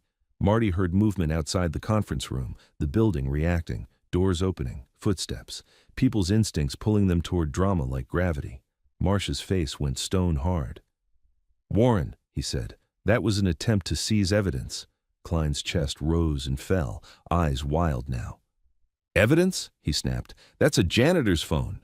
Reddick stood. "That phone is now part of a formal inquiry," she said. "You will not interfere again." Klein laughed once, bitter and sharp. "Formal inquiry," he repeated. He glanced at Dana like he expected backup. Dana didn't move. That seemed to enrage him more. He leaned closer to Marsh, voice low but trembling with anger. "You know what you're doing?" he hissed. "You're feeding the crowd. You're letting a biker club and a news camera tell you how to run a school." Marsh didn't blink. "No," he said. "You did that. The moment you decided optics mattered more than access." Klein's lips peeled back. "I was protecting this school." "You were protecting yourself," Reddick said. Klein's gaze snapped again to Marty. "And you," he said, voice rising, "you're going to regret." The district security officer stepped in, firm now. "Sir, that's enough." Klein jerked away, but the two security staff moved with him, guiding him backward toward the corridor. Not rough, but unyielding. As Klein was pushed out, he twisted his head, eyes still locked on Marty. "You think Callahan's your friend?" he spat. "You're a prop. When this ends, you'll be alone again." The door swung closed behind him, muffling his voice. For a moment, the conference room stayed frozen. Everyone breathed shallow. Even Ron looked like he might faint. Then Marsh exhaled once and turned to Marty. His tone softened just slightly. "You did not deserve any of that," he said. Marty stared at the tabletop. His hands were trembling so badly he had to press them against the edge of his chair to steady them. "He always talks like that," Marty said before he could stop himself. "Not that loud, but like that." Reddick's eyes narrowed. "Always," Marty swallowed. He'd say things when no one else was around, like, "If I wanted to keep my job, I should stay in my lane." Marty's throat tightened. "I did for years." Reddick's expression flickered. Anger, regret, then hardened again. "Not anymore," she said. Marsh turned to the district security officer. "Call legal. Tell them evidence has been preserved. Tell them Klein attempted to seize it." The officer nodded and stepped out. Donna Wexler lifted her chin, trying to reclaim ground. "Superintendent, with respect, you're escalating. We could handle this quietly." Marsh's eyes cut to her. "Quietly is how you deferred a ramp for a year." Dana's jaw tightened. "We had constraints." Reddick's voice was calm and lethal. "Dana, stop defending it. Your voice is on that recording. If you have counsel, you should call them." Dana's face went slightly pale. She stood, collecting her tablet with controlled hands. "I will cooperate fully," she said, each word measured. Marsh didn't respond. A knock hit the door again, lighter this time. The district security officer opened it a crack. "Superintendent, Callahan's here." Marty's heart thudded. "Here?" Reddick repeated. The officer nodded. "He came inside with Ava. He wants to speak with Marty. He said he won't bring anyone else." Marsh glanced at Marty. "Do you want that?" Marty didn't know what he wanted. He knew what he feared, being used, being dragged into someone else's fight. But Callahan had shown up for his daughter first, not for Marty. Marty had seen that with his own eyes last night in the rain. He nodded once. "Okay." Marsh gestured toward the door. "Bring him in. Keep it brief." Callahan entered a moment later, and the room changed again, not with threat, but with presence. He carried himself like someone who didn't need to raise his voice to be heard. Ava rolled in behind him, eyes sharp, scanning faces like she was memorizing who had tried to erase her. Callahan looked at Marty first. Not Marsh, not Reddick. Marty. "You all right?" he asked. Marty swallowed. "I don't know." Callahan nodded as if that was the most honest answer in the world. "Fair." Reddick spoke carefully.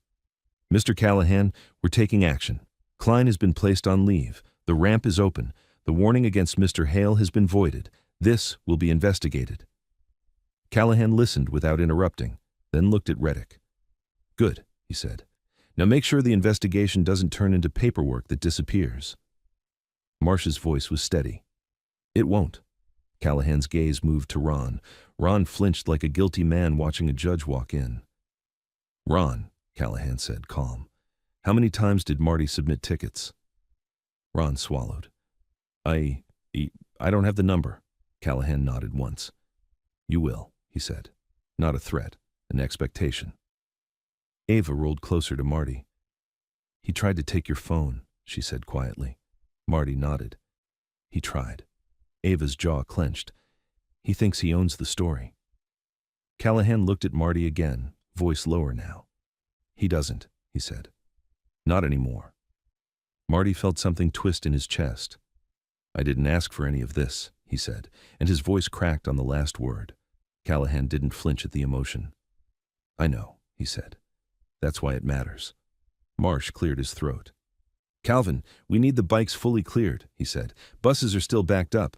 Callahan nodded once. They'll be gone in 10 minutes. Reddick leaned forward, eyes on Callahan. Mr. Callahan, why did you bring so many? Callahan's gaze didn't waver. Because one bike gets ignored, he said. 10 bikes get dismissed. Hundreds? He paused. Hundreds make it impossible to pretend you didn't see us. He turned slightly toward Marty again. And Marty, he said, you're going to get calls, reporters, people looking for a clean headline. Don't give them your piece. Marty didn't answer. He didn't know what peace looked like anymore. Callahan nodded to Ava. Ava rolled toward the door, then stopped and looked back at Marty. You're not invisible, she said, simple and hard. Then she left. Callahan followed her out. The room stayed quiet after they were gone. The silence wasn't ceremonial this time. It was heavy with consequences. Marsh looked at Marty. We're moving you off-site for the rest of the day, he said. Not as punishment, as protection. District office. You'll give a formal statement with legal present. Then you go home. Marty's throat tightened. Home, he repeated, as if it was a place he remembered. Reddick added, and you will not return to Ridgeview under Klein's authority. He's done. Marsh's phone buzzed on the table. He glanced at it and his expression hardened again. State Compliance Office is on the line, he said. Reddick's eyes narrowed. Already? Marsh nodded once. And legal says someone attempted to access the ticket system remotely 10 minutes ago. Dana's head lifted sharply. That could be routine. Marsh stared at her. No, he said, voice flat. It was a deletion attempt. Marty's stomach dropped. Because if someone was trying to erase the trail right now, it meant Klein's plan wasn't dead yet. It was just changing hands. Marsh kept the phone pressed to his ear while he stared at Dana like he was trying to decide whether she was a symptom or the source. Yes, he said into the call, voice clipped. Ridgeview High, front entrance ramp. Accessibility safety report dated last year. We've preserved evidence and initiated administrative actions. We will cooperate fully. He listened, eyes narrowing. Reddick stood beside him, arms folded, jaw tight. Ron sat like a man shrinking into his chair by millimeters, sweat beading at his hairline. Marsh's eyes flicked to Marty. Yes, he said into the phone again. We have the employee who filed the tickets. Yes, we have audio indicating record deletion was discussed. He paused, then his mouth hardened into a thin line. Understood. Thank you. Marsh ended the call and set the phone down carefully, like he was preventing it from shattering. Reddick spoke first. State Compliance is sending someone, Marsh nodded. Today. They want system access logs preserved within the hour. They also want the ramp taken out of district hands and certified. Dana lifted her chin, trying to re-enter the conversation with control. We can provide logs. We maintain retention. Marsh cut her off. Legal says someone attempted to delete ticket records 10 minutes ago. Dana's eyes narrowed. Attempted how? Marsh stared at her. Remote login, admin level. It hit the facility's ticket queue and tried to purge duplicates. Ron's throat bobbed. He looked down at his clipboard like it might shield him. Reddick turned to the district security officer at the door. Lockdown access, she said. Facility system, email, everything. No one touches anything until IT forensics are here. Dana's voice sharpened. Madam President, you can't freeze operational systems. Schools rely on... Reddick's gaze snapped to her. Dana, stop! You are not driving this bus anymore. Dana's face stayed neutral, but her eyes hardened. You're reacting emotionally. I'm reacting legally, Reddick said. And ethically. Marsh pointed at Ron. Ron, whose credentials have admin access to the ticket queue. Ron swallowed. Mine, Dana's, 2 people at District IT. And Klein had viewing privileges. Viewing, Marsh repeated. Not admin. Ron hesitated. He asked. We set it up so he could see pending items. Reddick's voice went low. So he could manage optics. Ron didn't answer. Marsh leaned forward, palms on the table. Ron, tell me right now, did you attempt to delete anything this morning? Ron's face went red. No. Did you give your login to anyone? Marsh asked. Ron shook his head too fast. No, never. Dana tapped her tablet screen like she could still steer the room through procedure. If there was a deletion attempt, it could be automated housekeeping. Duplicate tickets are consolidated. Marsh's eyes cut to her. After an accessibility incident goes public, you call it housekeeping? Dana's jaw tightened. I'm explaining normal function. Reddick took one step closer to the table, voice calm and final. Dana Wexler, you're being placed on administrative leave pending investigation, effective immediately. Turn over your district devices to security. For the first time, Dana's composure actually broke. Not dramatically, just a slight flash, the smallest crack in the mask. You can't do that, Dana said. You don't have authority. I do, Reddick said, and I am. Dana's eyes flicked to Marsh like she expected him to intervene. He didn't. Dana's mouth tightened. She stood slowly, set her tablet down, then hesitated as if deciding whether to fight. The room was too full of witnesses. She turned her devices over to the district security officer with controlled hands. Ron watched it happen with the expression of a man realizing the floor was no longer solid. Marsh turned to Marty. His tone shifted, still firm but human. Marty, we're moving you now. District office. Legal is waiting. You're not walking out alone. Marty nodded because his throat wouldn't form words. Ethan appeared in the doorway again, hovering like he didn't know if he was allowed to exist in this level of trouble. Marsh saw him and gestured him in. Ethan, Marsh said, you did the right thing. You will also give a statement. You won't do it alone. Ethan swallowed hard and nodded. Yes, sir. Reddick looked at Marty, then at Ethan. And both of you, she said, do not speak to media, not one sentence, not until counsel says so. Marty's stomach twisted because he could already picture what the cameras would do to a single, out-of-context quote. Marsh nodded toward the security officer. Escort them out through the service exit, he said. Avoid the front. The service exit led behind the cafeteria, down the same cinder-block corridor Marty had walked earlier. The building's sound faded as they moved away from the lobby. No chatter, no phones, no crowd noise, just the hum of machinery and the squeak of shoes. Marty's phone was already bagged and sealed with evidence tape. He felt strange without it, like he'd lost a limb. The district security officer carried it in a clear bag like it was radioactive. At the back exit, the rain had eased into a mist. A black district SUV waited with a driver inside. Another vehicle sat behind it. Marty paused on the threshold and looked back once, at the hallway he'd spent years moving through like a ghost. Ethan stood beside him, jaw clenched. I'm sorry, Ethan muttered. If I'd turned that memo off. Marty shook his head. If you hadn't recorded it, he said quietly, he'd be writing my story right now.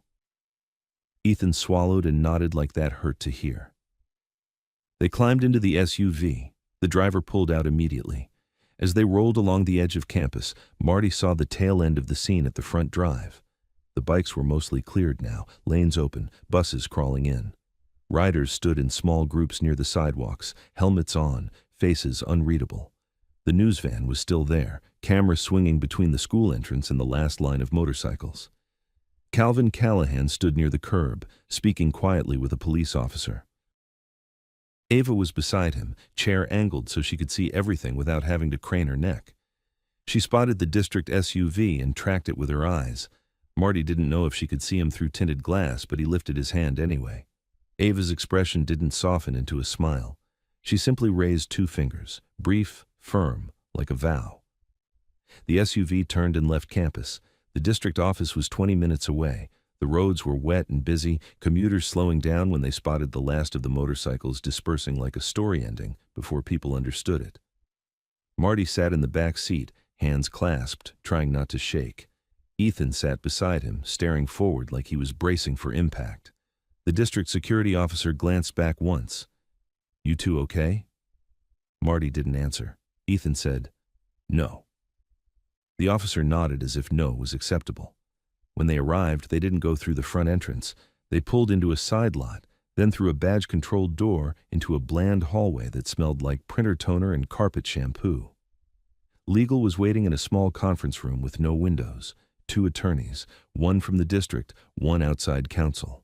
A laptop open, a recorder on the table, a stack of folders that looked like they'd been printed in a rush. Marsh was already there when Marty walked in, face set like he'd been running on adrenaline for hours. Reddick arrived a minute later, coat damp, eyes sharp. One of the attorneys stood. "Mr. Hale, I'm Karen Liu, outside counsel retained by the district for this matter. This is not a disciplinary meeting. You are not in trouble. We are here to document your experience and preserve evidence." Marty nodded, throat tight. Karen gestured to a chair. "Sit. Take water if you need it." Marty sat. The chair squeaked. The sound felt too loud. Karen looked at him steadily.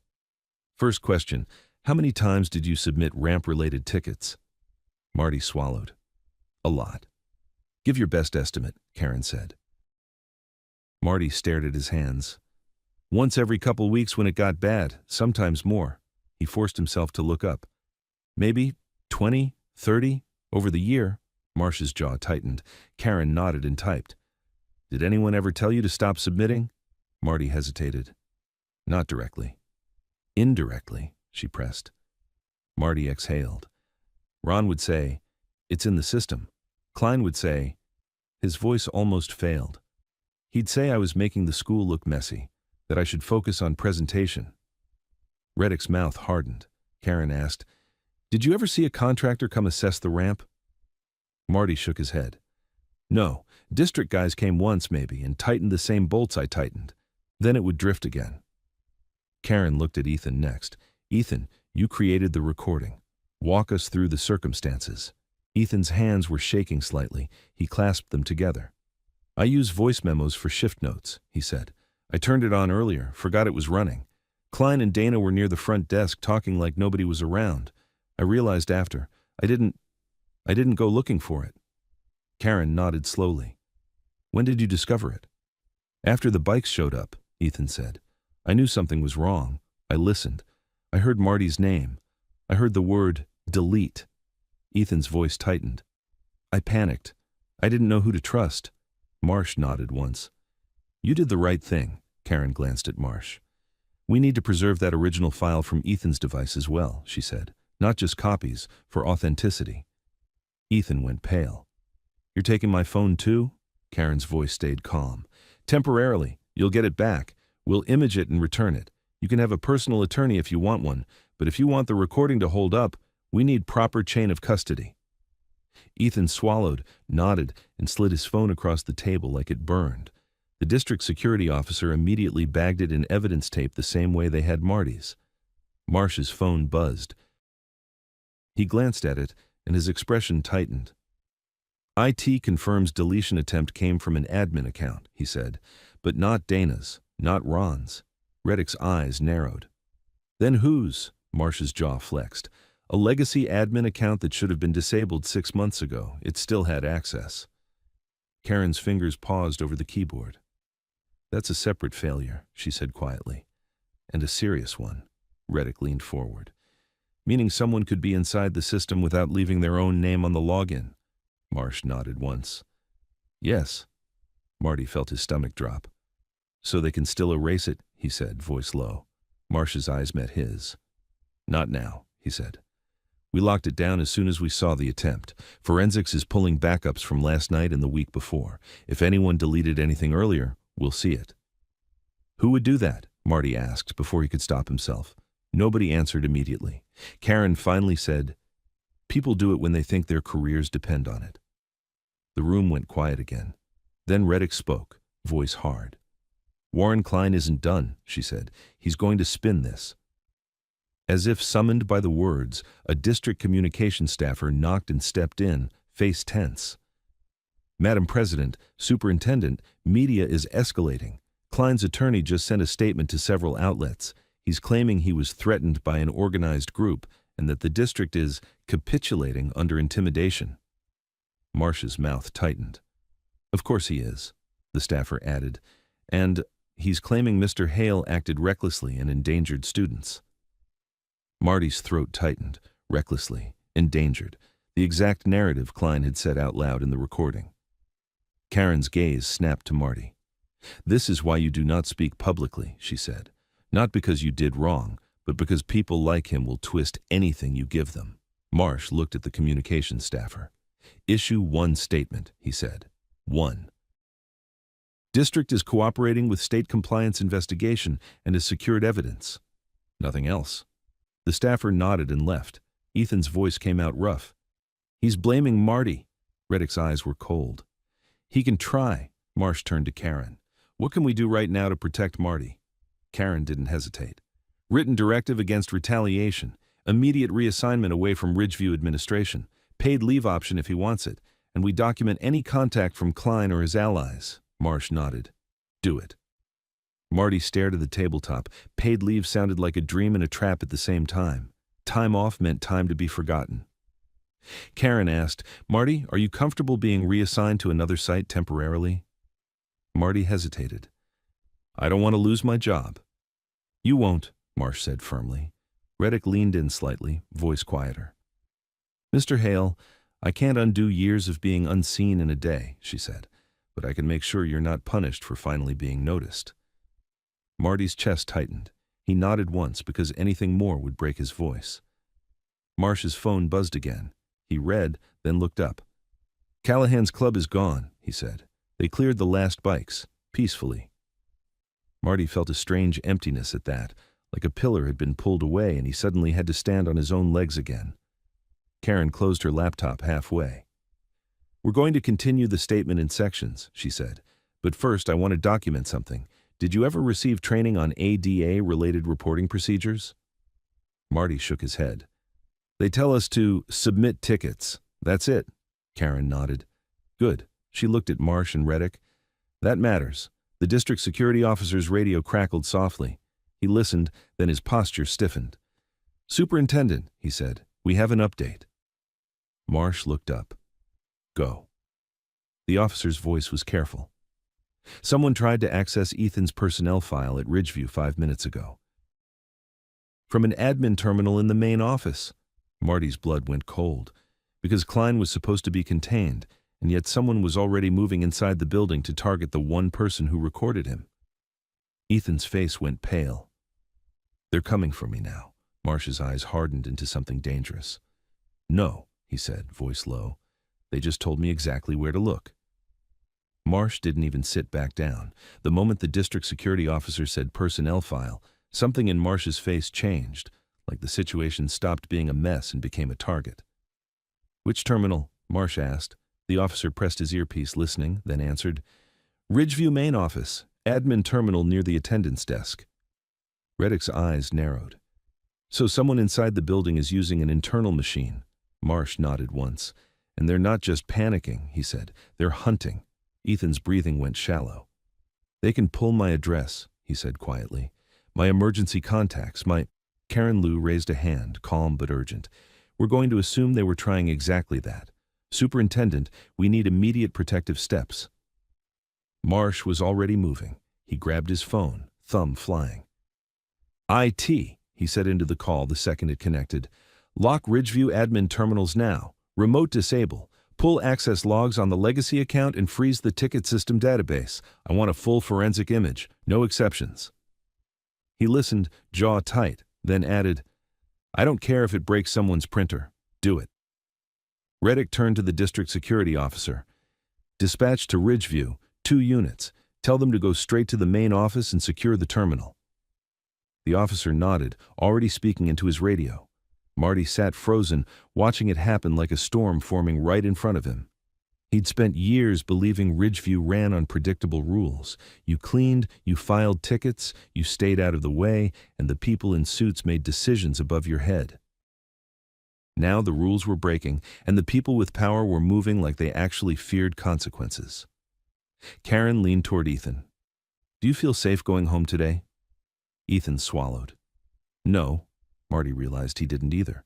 Marsh ended his call and looked at Marty and Ethan. "You're staying here," he said. "Secure floor.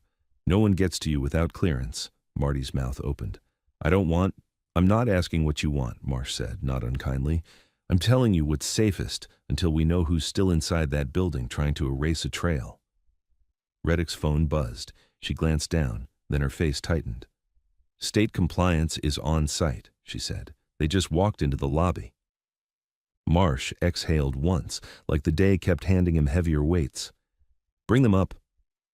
A minute later, the door opened and a woman stepped in with a badge clipped to a leather folio. Mid-40s, hair pulled back tight, expression trained into calm. Not a district employee, not impressed by district titles. I'm Isabel Ortega, she said. State accessibility compliance. I was told there's an active situation involving ADA access, record retention, and potential retaliation. Marsh nodded. There is. Ortega's gaze moved, quick, precise, taking in Karen's laptop, the evidence bags, Marty's posture, Ethan's pale face. Who are they? She asked. Witnesses, Reddick said. Ortega held Marsh's eyes. I need to be clear, she said. If records are being altered right now, it escalates. And if the ramp has been tampered with since the public incident this morning, that's evidence tampering on top of safety negligence. Marsh's jaw clenched. We just received notice of a deletion attempt. Ortega didn't look surprised. That's why I'm here, Karen said. We have a recording indicating intent to delete. Ortega held out her hand. I need copies, and I need the originals preserved with chain of custody. The district security officer lifted the evidence bag slightly. Already sealed, Ortega nodded once. Good. Then her eyes cut to Marsh. I'm going to Ridgeview, she said. Now. Marsh hesitated. We're locking down the building. Ortega's voice didn't rise, but it didn't bend either. Superintendent, I didn't drive here to read your prepared statements in a carpeted room. I need to see that ramp. I need to see the alternative entrance. And I need to see who has access to what. Today. Reddick glanced at Marsh. She's right. Marsh looked back at Marty and Ethan. You two are not coming, he said immediately. Ethan's head snapped up. But, no, Marsh said. You're witnesses. They're trying to access your file. That's enough. You stay protected. Marty didn't argue. Part of him wanted to be anywhere except Ridgeview right now. Another part of him hated that the building had become a battleground, and he wasn't even allowed to see what they were doing with his work. Ortega looked at Marty, and for the first time her expression softened a fraction. Not sympathy, more like professional recognition. You're the custodian who filed the tickets, she said. Marty nodded once. Ortega's gaze sharpened. You will provide a full statement to my office, she said. Not later, today. Marty's throat tightened. Okay. Marsh's phone buzzed again. He glanced down and his face went harder. What? Reddick asked. District security is at Ridgeview, Marsh said. They reached the admin terminal. Whoever was using it is gone. Ethan swallowed. Gone how? Marsh's eyes flicked to him. They logged out and walked away before security got there. Ortega's jaw tightened. So they knew security was coming. Marsh nodded. They had eyes in the building. Reddick's voice went low. Or they are the eyes. Karen leaned forward. We need to pull camera footage from the main office area. Marsh nodded once. Already ordered. Ortega opened her folio. Superintendent, I want a list of every staff member with access to admin terminals and ticketing systems, including legacy accounts. I also want the name of whoever manages Ridgeview's internal office keys and who had physical access to the attendance desk this morning.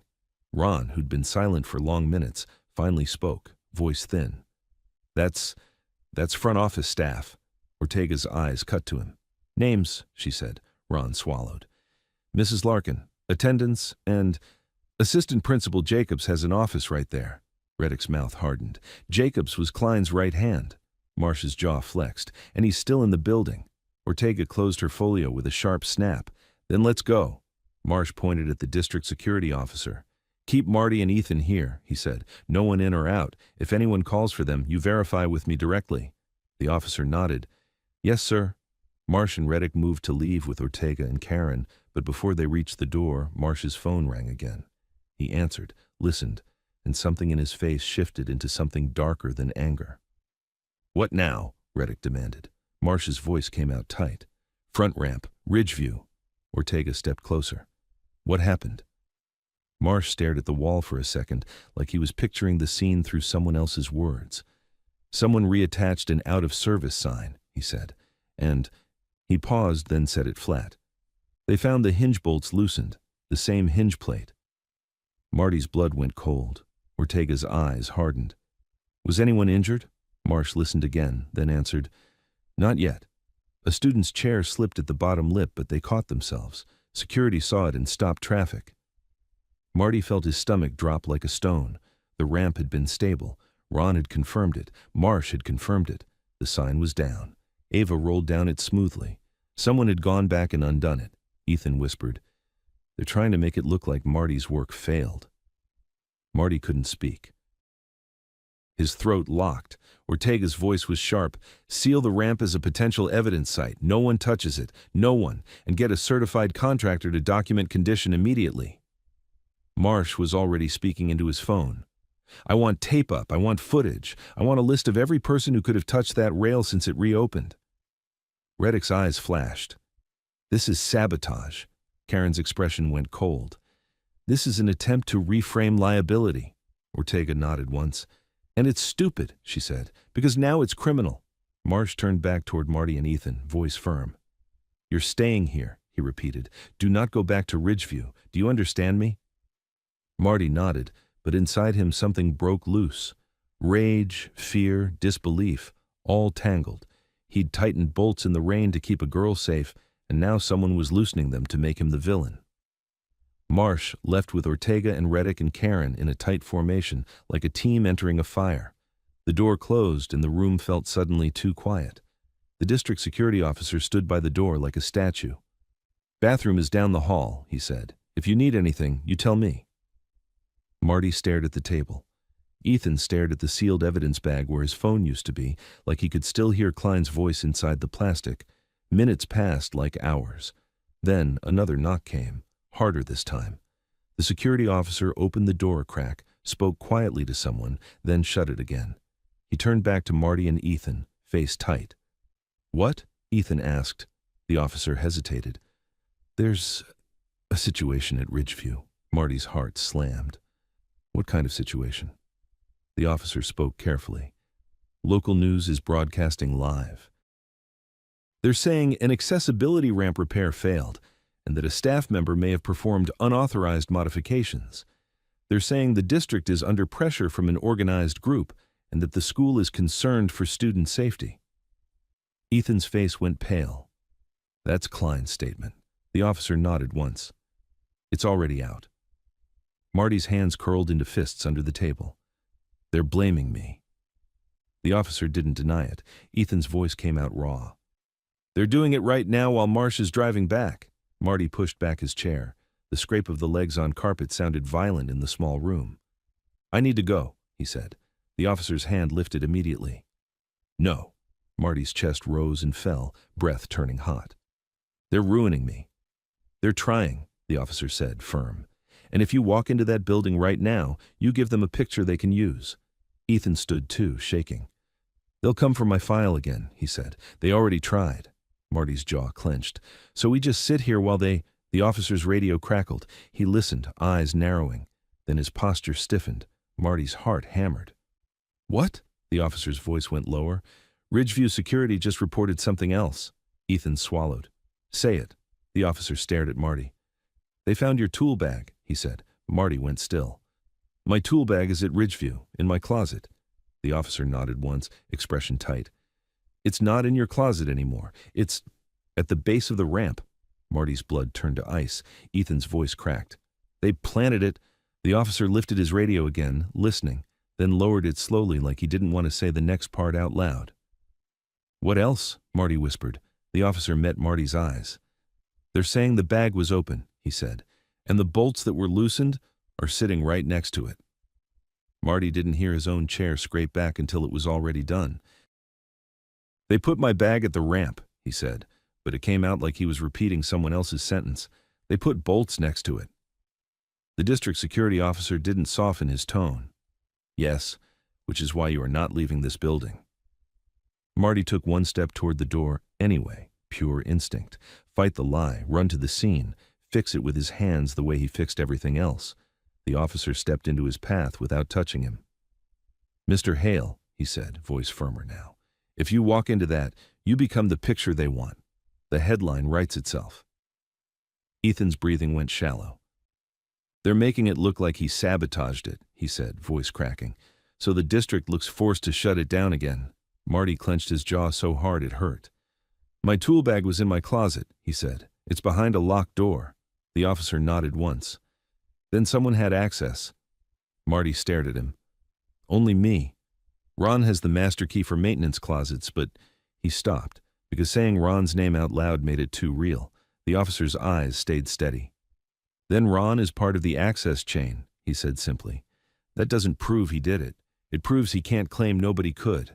Ethan swallowed hard. "And they tried to pull my personnel file from an admin terminal.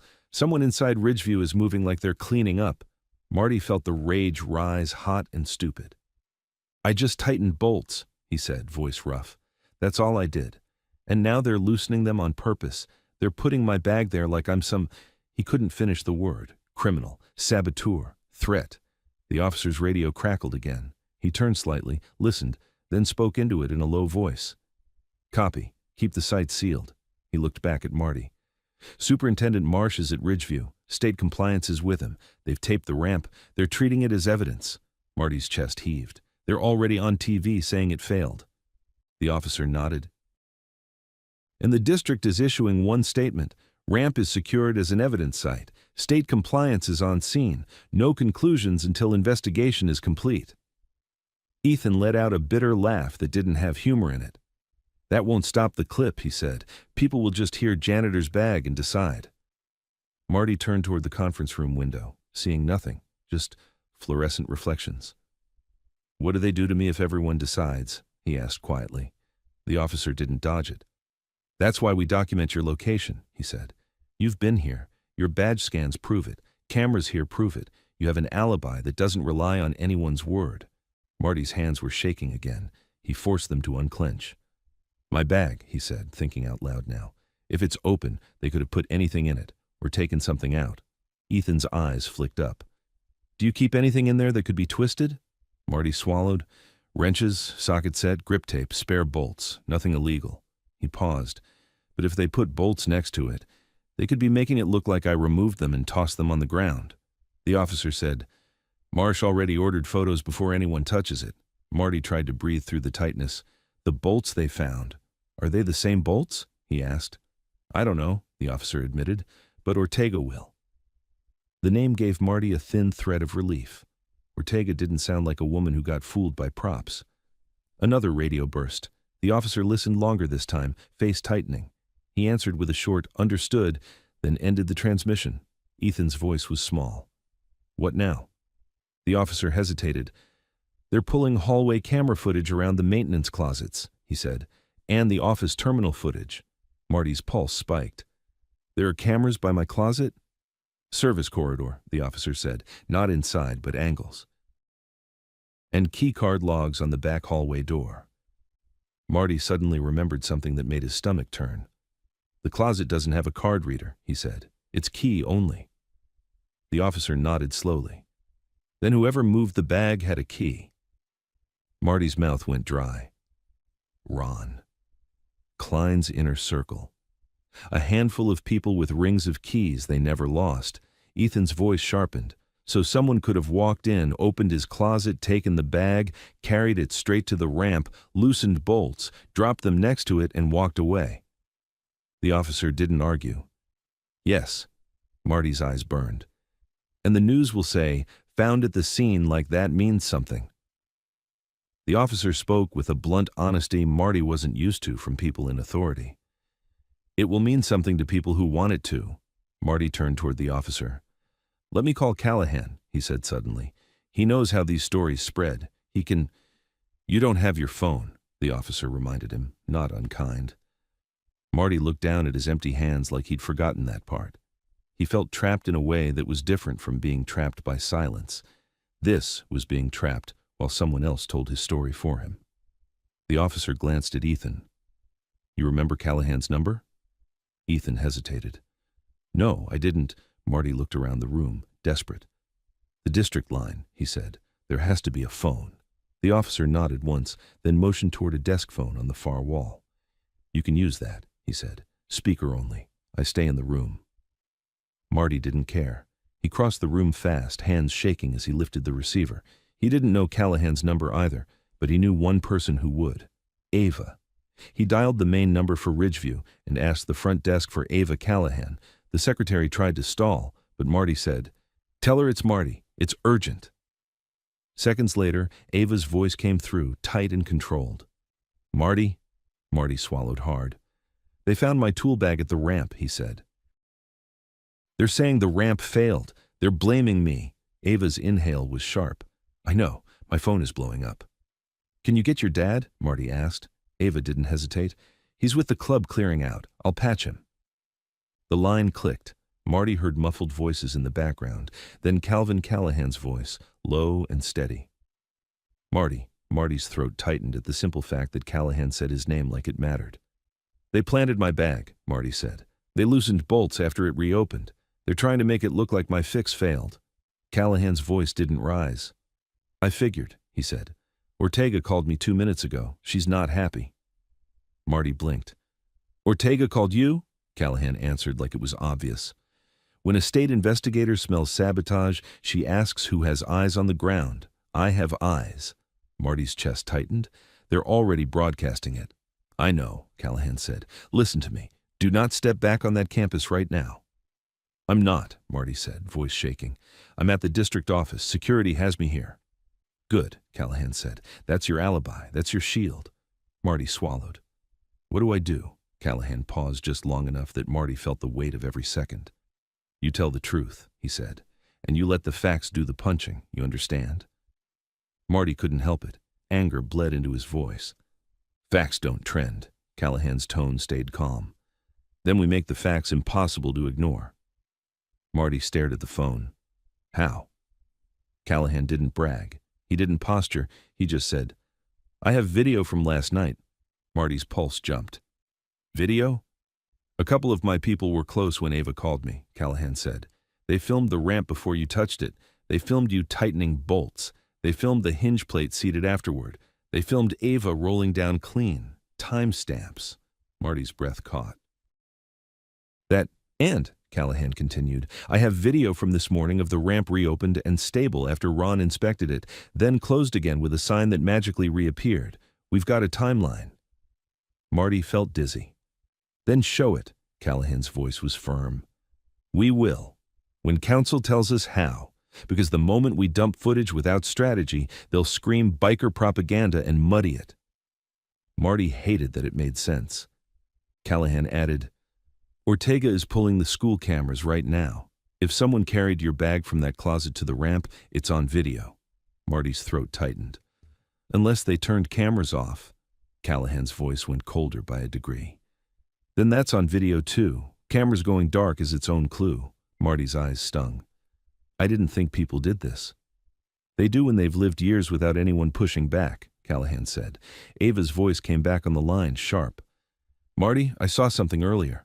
Marty's heart slammed. "What?" Ava spoke fast, like she didn't want to lose nerve. "After you left, I went by the cafeteria hall. I saw Assistant Principal Jacobs by the service corridor. He had a key ring. He was talking to Mrs. Larkin like he was telling her what to do." Marty went cold. "Jacobs?"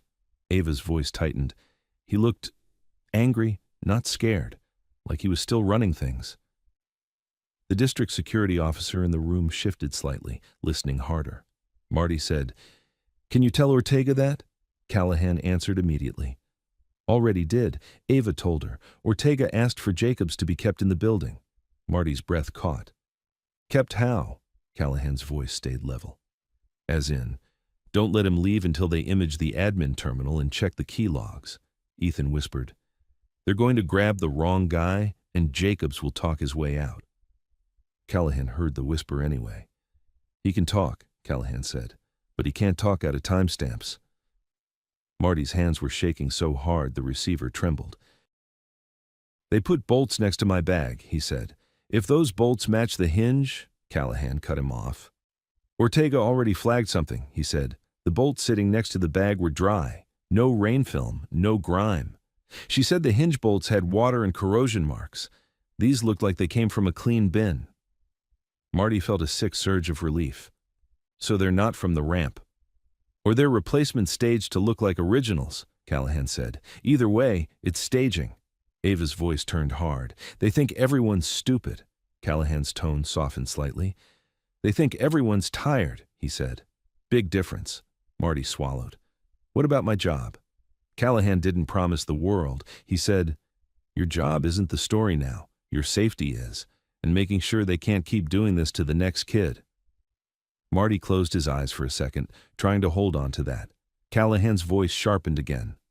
One more thing, Marty. Don't trust messages. Don't trust calls. If anyone reaches out saying they can help you or make this go away, you tell Marsh and Ortega, you hear me?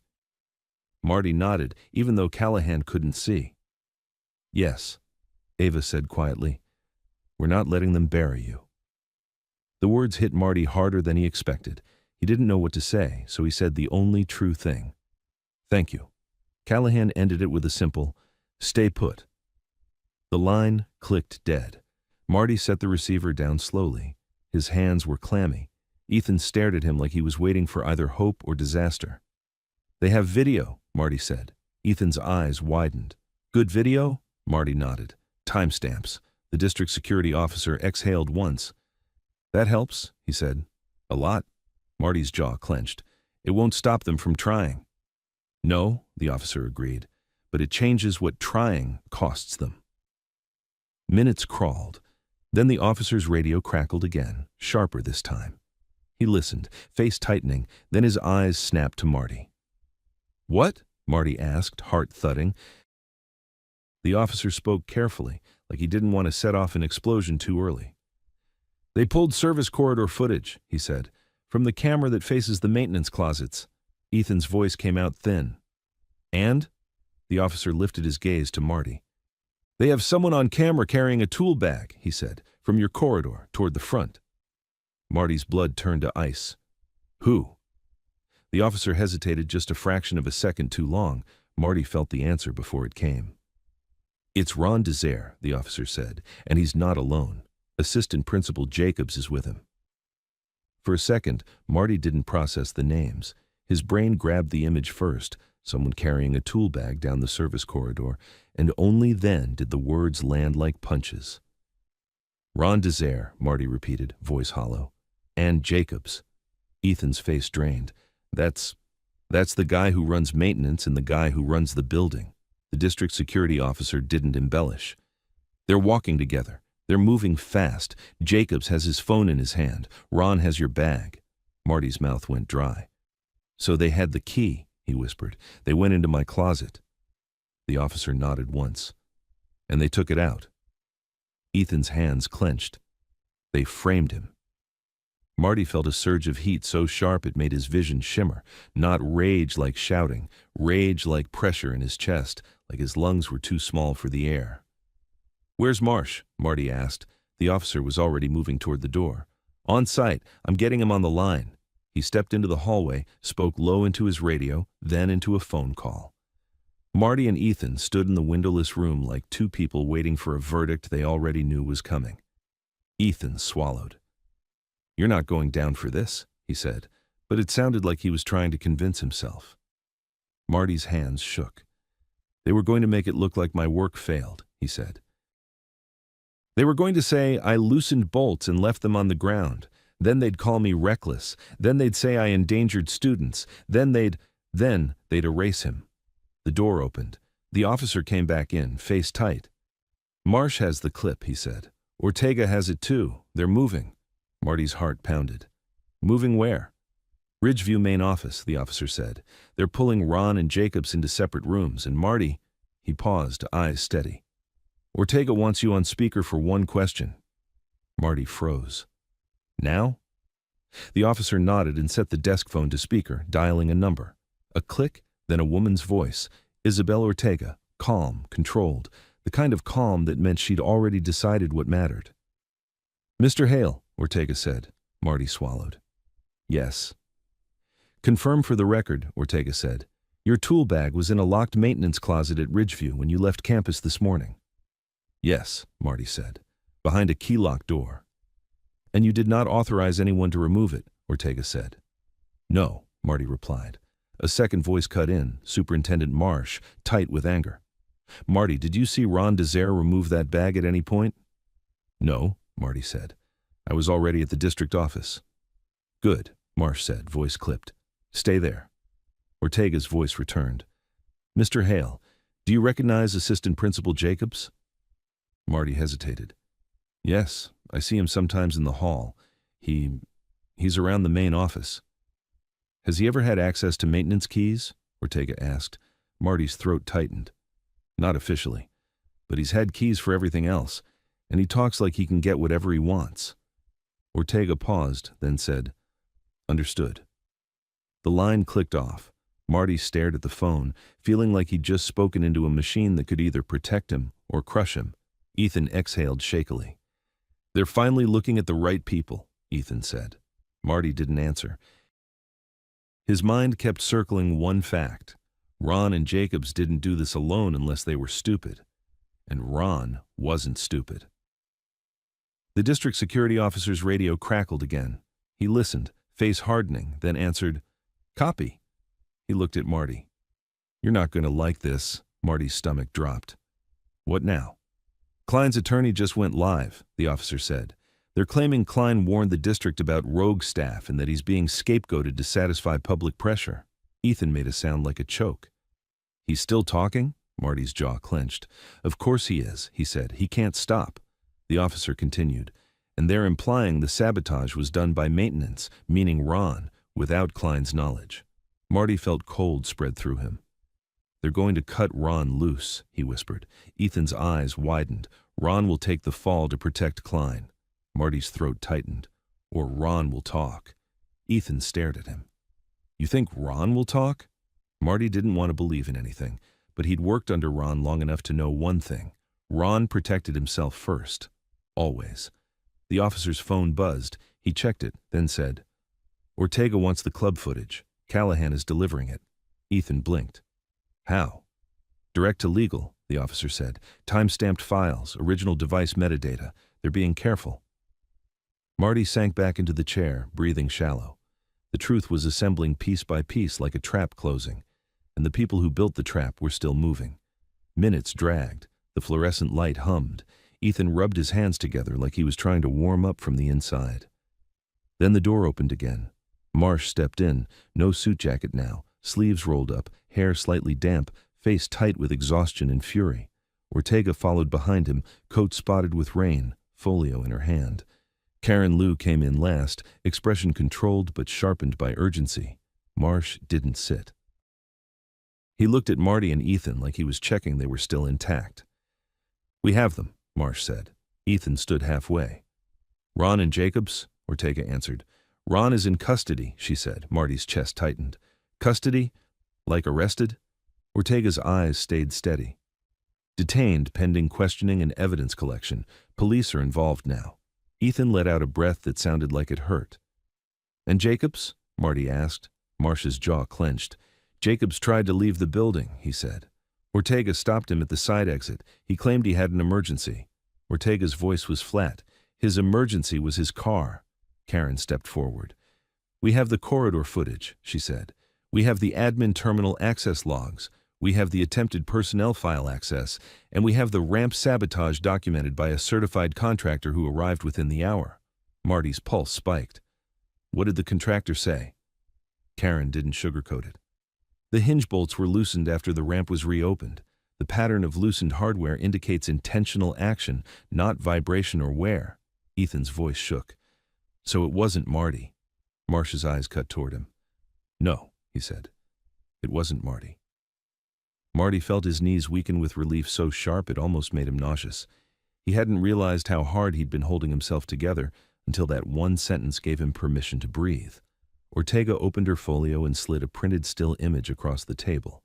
A frame from the corridor camera, Ron carrying the tool bag, Jacobs walking beside him, head turned as if talking.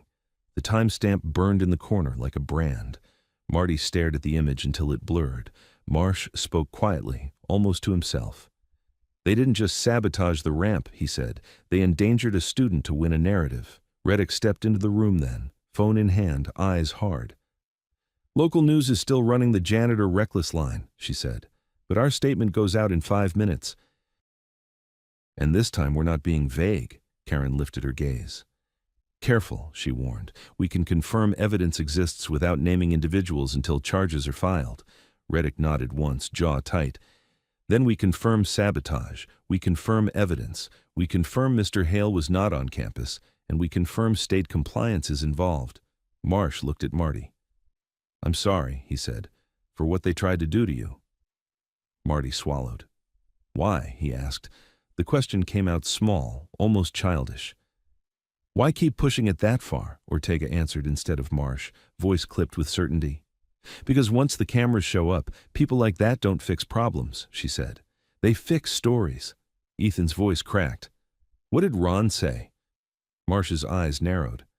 Ron asked for a lawyer immediately, he said, but he also said something else before he stopped talking. Marty's throat tightened. What? Marsh's mouth hardened. He said, I was told to handle it. Silence hit. Ortega's eyes sharpened. By whom? She asked, already knowing there were only a few answers that mattered. Marsh exhaled once. He didn't say. Not yet. Karen's gaze moved to Marty. And that, she said quietly, is why you stay protected. Because if Ron decides he can save himself by offering a new target, he'll throw names. Ethan swallowed. Like Klein. Reddick's phone buzzed again. She read, then her expression turned even colder. Klein is on the way to a press conference, she said. Not official, some attorney-led performance. He's going to stand in front of cameras and talk about safety and threats and rogue employees. Marsh's face went rigid. He's still trying to control it. Ortega's voice stayed calm. Let him talk, she said. The moment he says something that contradicts the evidence, he hands us more. Marty's stomach twisted. He's going to say my name, Marty said. Marsh looked at him. He won't, he said, because the district statement will hit first. And if he does, he'll be doing it under active investigation with documented sabotage. Reddick's gaze locked on Marty. We are not letting your name be the shield for their negligence, she said. Karen slid another paper toward Marty, a formal directive. This is your protection order, she said. No contact from Ridgeview admin, no retaliation, reassignment effective immediately, paid administrative leave available at your request, and council contact information. Marty stared at it. The words looked unreal, like a different world. Ethan's face tightened. And me? He asked quietly. Karen nodded. Same, she said. Witness protection measures, not the dramatic kind, the practical kind. Marty's throat tightened. What about the ramp? He asked. Ortega answered. It stays closed as an evidence site until the contractor certifies repair, she said. But we are installing a temporary certified ramp access at the front and staffing the side entrance. Not a buzzer. A person. Marty's chest tightened again. This time, not with fear, but with something close to bitter vindication. A person. The simplest fix the whole time. Reddick looked at Marsh. Statement goes out now, she said, and then we call the board into emergency session. Marsh nodded, then glanced at Ortega. What's next on your end? Ortega's eyes were hard. Next is criminal referral for sabotage and records tampering, she said. And next is me asking why a legacy admin account still had access. Karen added, and next is depositions. The room was heavy with the kind of consequences people usually only talked about in hypotheticals. Marty sat very still, trying to understand that he was no longer the one being dragged. The system was finally being forced to look at itself. Ethan's voice came out rough. Callahan's footage. Is it enough? Marsh's jaw tightened. It helps, he said. But the strongest thing we have is not Callahan's footage. He tapped the corridor still photo on the table. It's district cameras, district logs, district timestamps. Reddick exhaled slowly. Our own building finally testified. Marty's throat tightened. And Klein? He asked. Marsh's eyes didn't blink. Klein is now the center of the investigation, he said, not you. For the first time all day, Marty felt his shoulders drop a fraction. Then Karen's phone buzzed. She read the screen, and her expression shifted, small, sharp. What? Marsh asked. Karen looked up. Jacobs is asking to speak, she said. He says he can explain everything. If he gets immunity. Ortega's eyes narrowed. Immunity, she repeated. Reddick's mouth hardened. So he's ready to trade.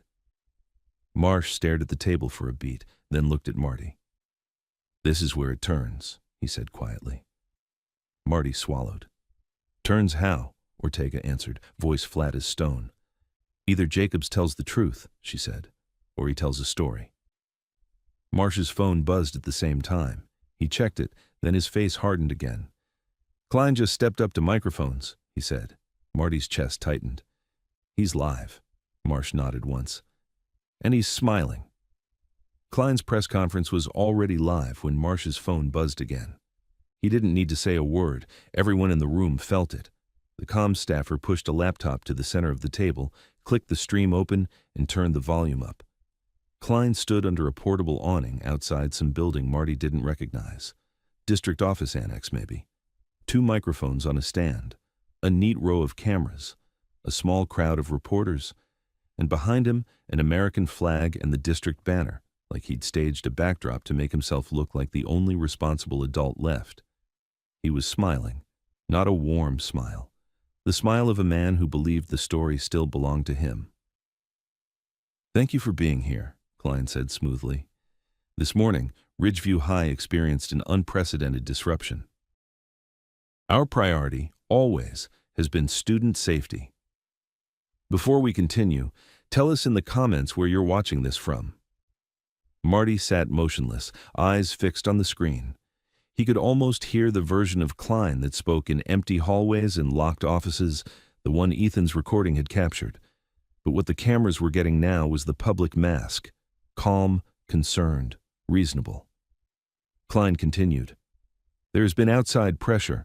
There have been individuals arriving on campus in an organized manner, creating a climate that made staff and students feel unsafe. Reddick's fingers tightened on her phone.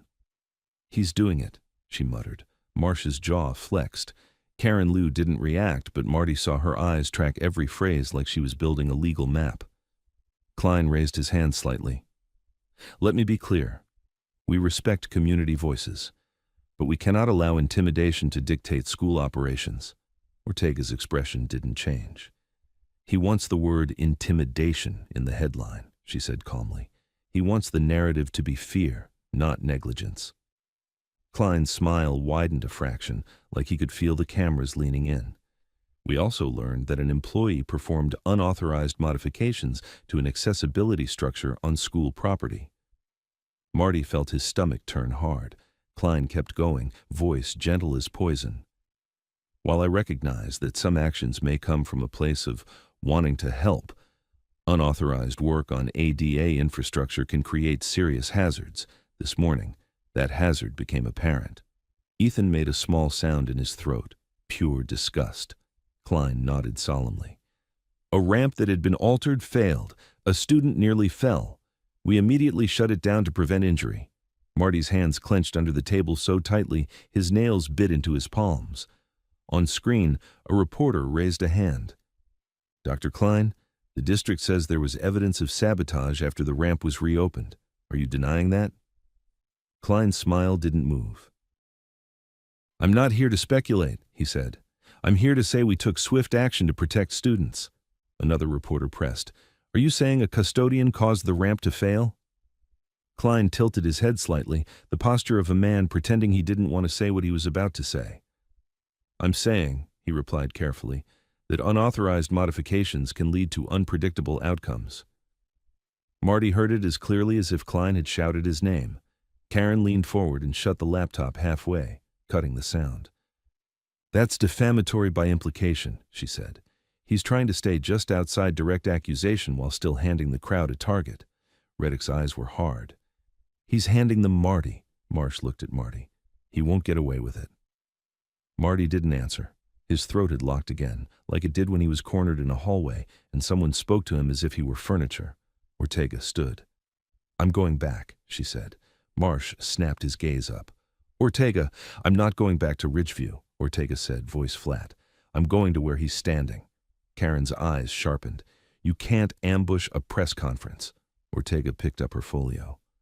I can serve notice of an active state investigation and warn the public against interference with evidence, she said. And if he keeps making statements that contradict documented facts, he's giving you more. Marsh hesitated, then nodded once. District security goes with you. Ortega turned toward the door, then stopped and looked back at Marty. Mr. Hale, she said, you stay here. Understood? Marty managed a nod. Ortega left with 2 security staff. The room felt colder without her, like she'd taken a weapon with her. Reddick's phone buzzed. She read, then looked up.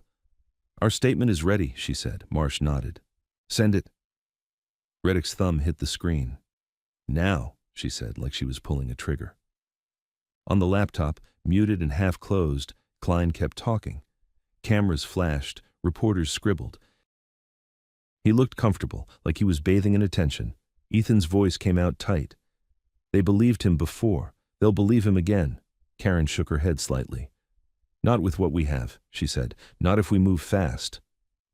Marsh's phone rang. He answered, listened. Then his face tightened.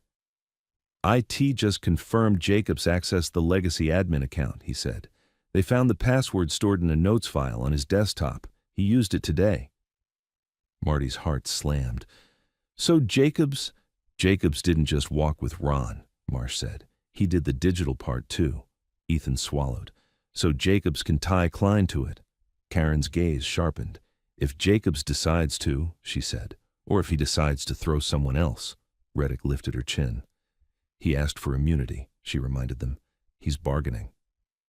Marsh's phone buzzed again, a text this time. He read it, then turned the screen toward Karen and Reddick. It was a photo, Jacobs in a small office at Ridgeview, seated, looking pale and furious. A district security officer standing behind him, and on the table in front of Jacobs, his own phone in an evidence bag, sealed. Marsh exhaled. They've got Jacobs locked down. Karen nodded. Good. Now we get him on record. A knock came, then the comms staffer stepped back in, breathless. Superintendent, our statement just hit. Local news is pivoting. They're saying district alleges sabotage and that a tool bag was moved. They're asking who moved it. Marsh's eyes narrowed.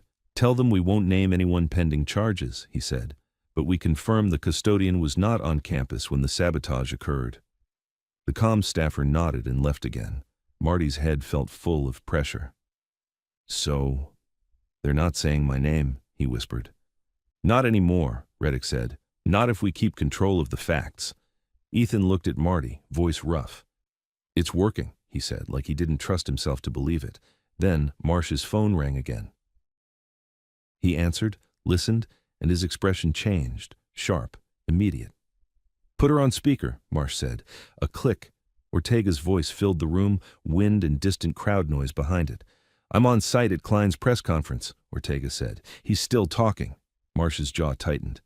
Do you have eyes on him? Yes, Ortega said. And you're not going to like this. He just claimed the ramp failed due to unauthorized changes and implied the custodian fled responsibility. Marty's stomach dropped. Karen's voice was calm but edged. Can you intervene without escalating? Ortega didn't hesitate. I'm stepping in now. They heard movement through the phone, footsteps on gravel, someone saying, Ma'am, you can't. Then Ortega's voice rose just enough to cut through the air. I'm Isabel Ortega with State Accessibility Compliance, she announced loud and clear. This site is under active investigation. Any statements intended to mislead the public or interfere with evidence collection will be documented. On the laptop, even muted, Marty could see Klein's smile falter for the first time. His eyes flicked toward Ortega like a man seeing a door lock in front of him. Ortega continued, voice steady. The ramp in question has been sealed as a potential evidence site. Preliminary documentation indicates intentional loosening of hardware after reopening. The employee being referenced was not present at the time of sabotage. The crowd stirred. Reporters surged. Cameras swiveled toward Ortega. Klein leaned toward his microphone, trying to regain the floor. Marty could read his lips even without sound. This is inappropriate. Ortega didn't stop.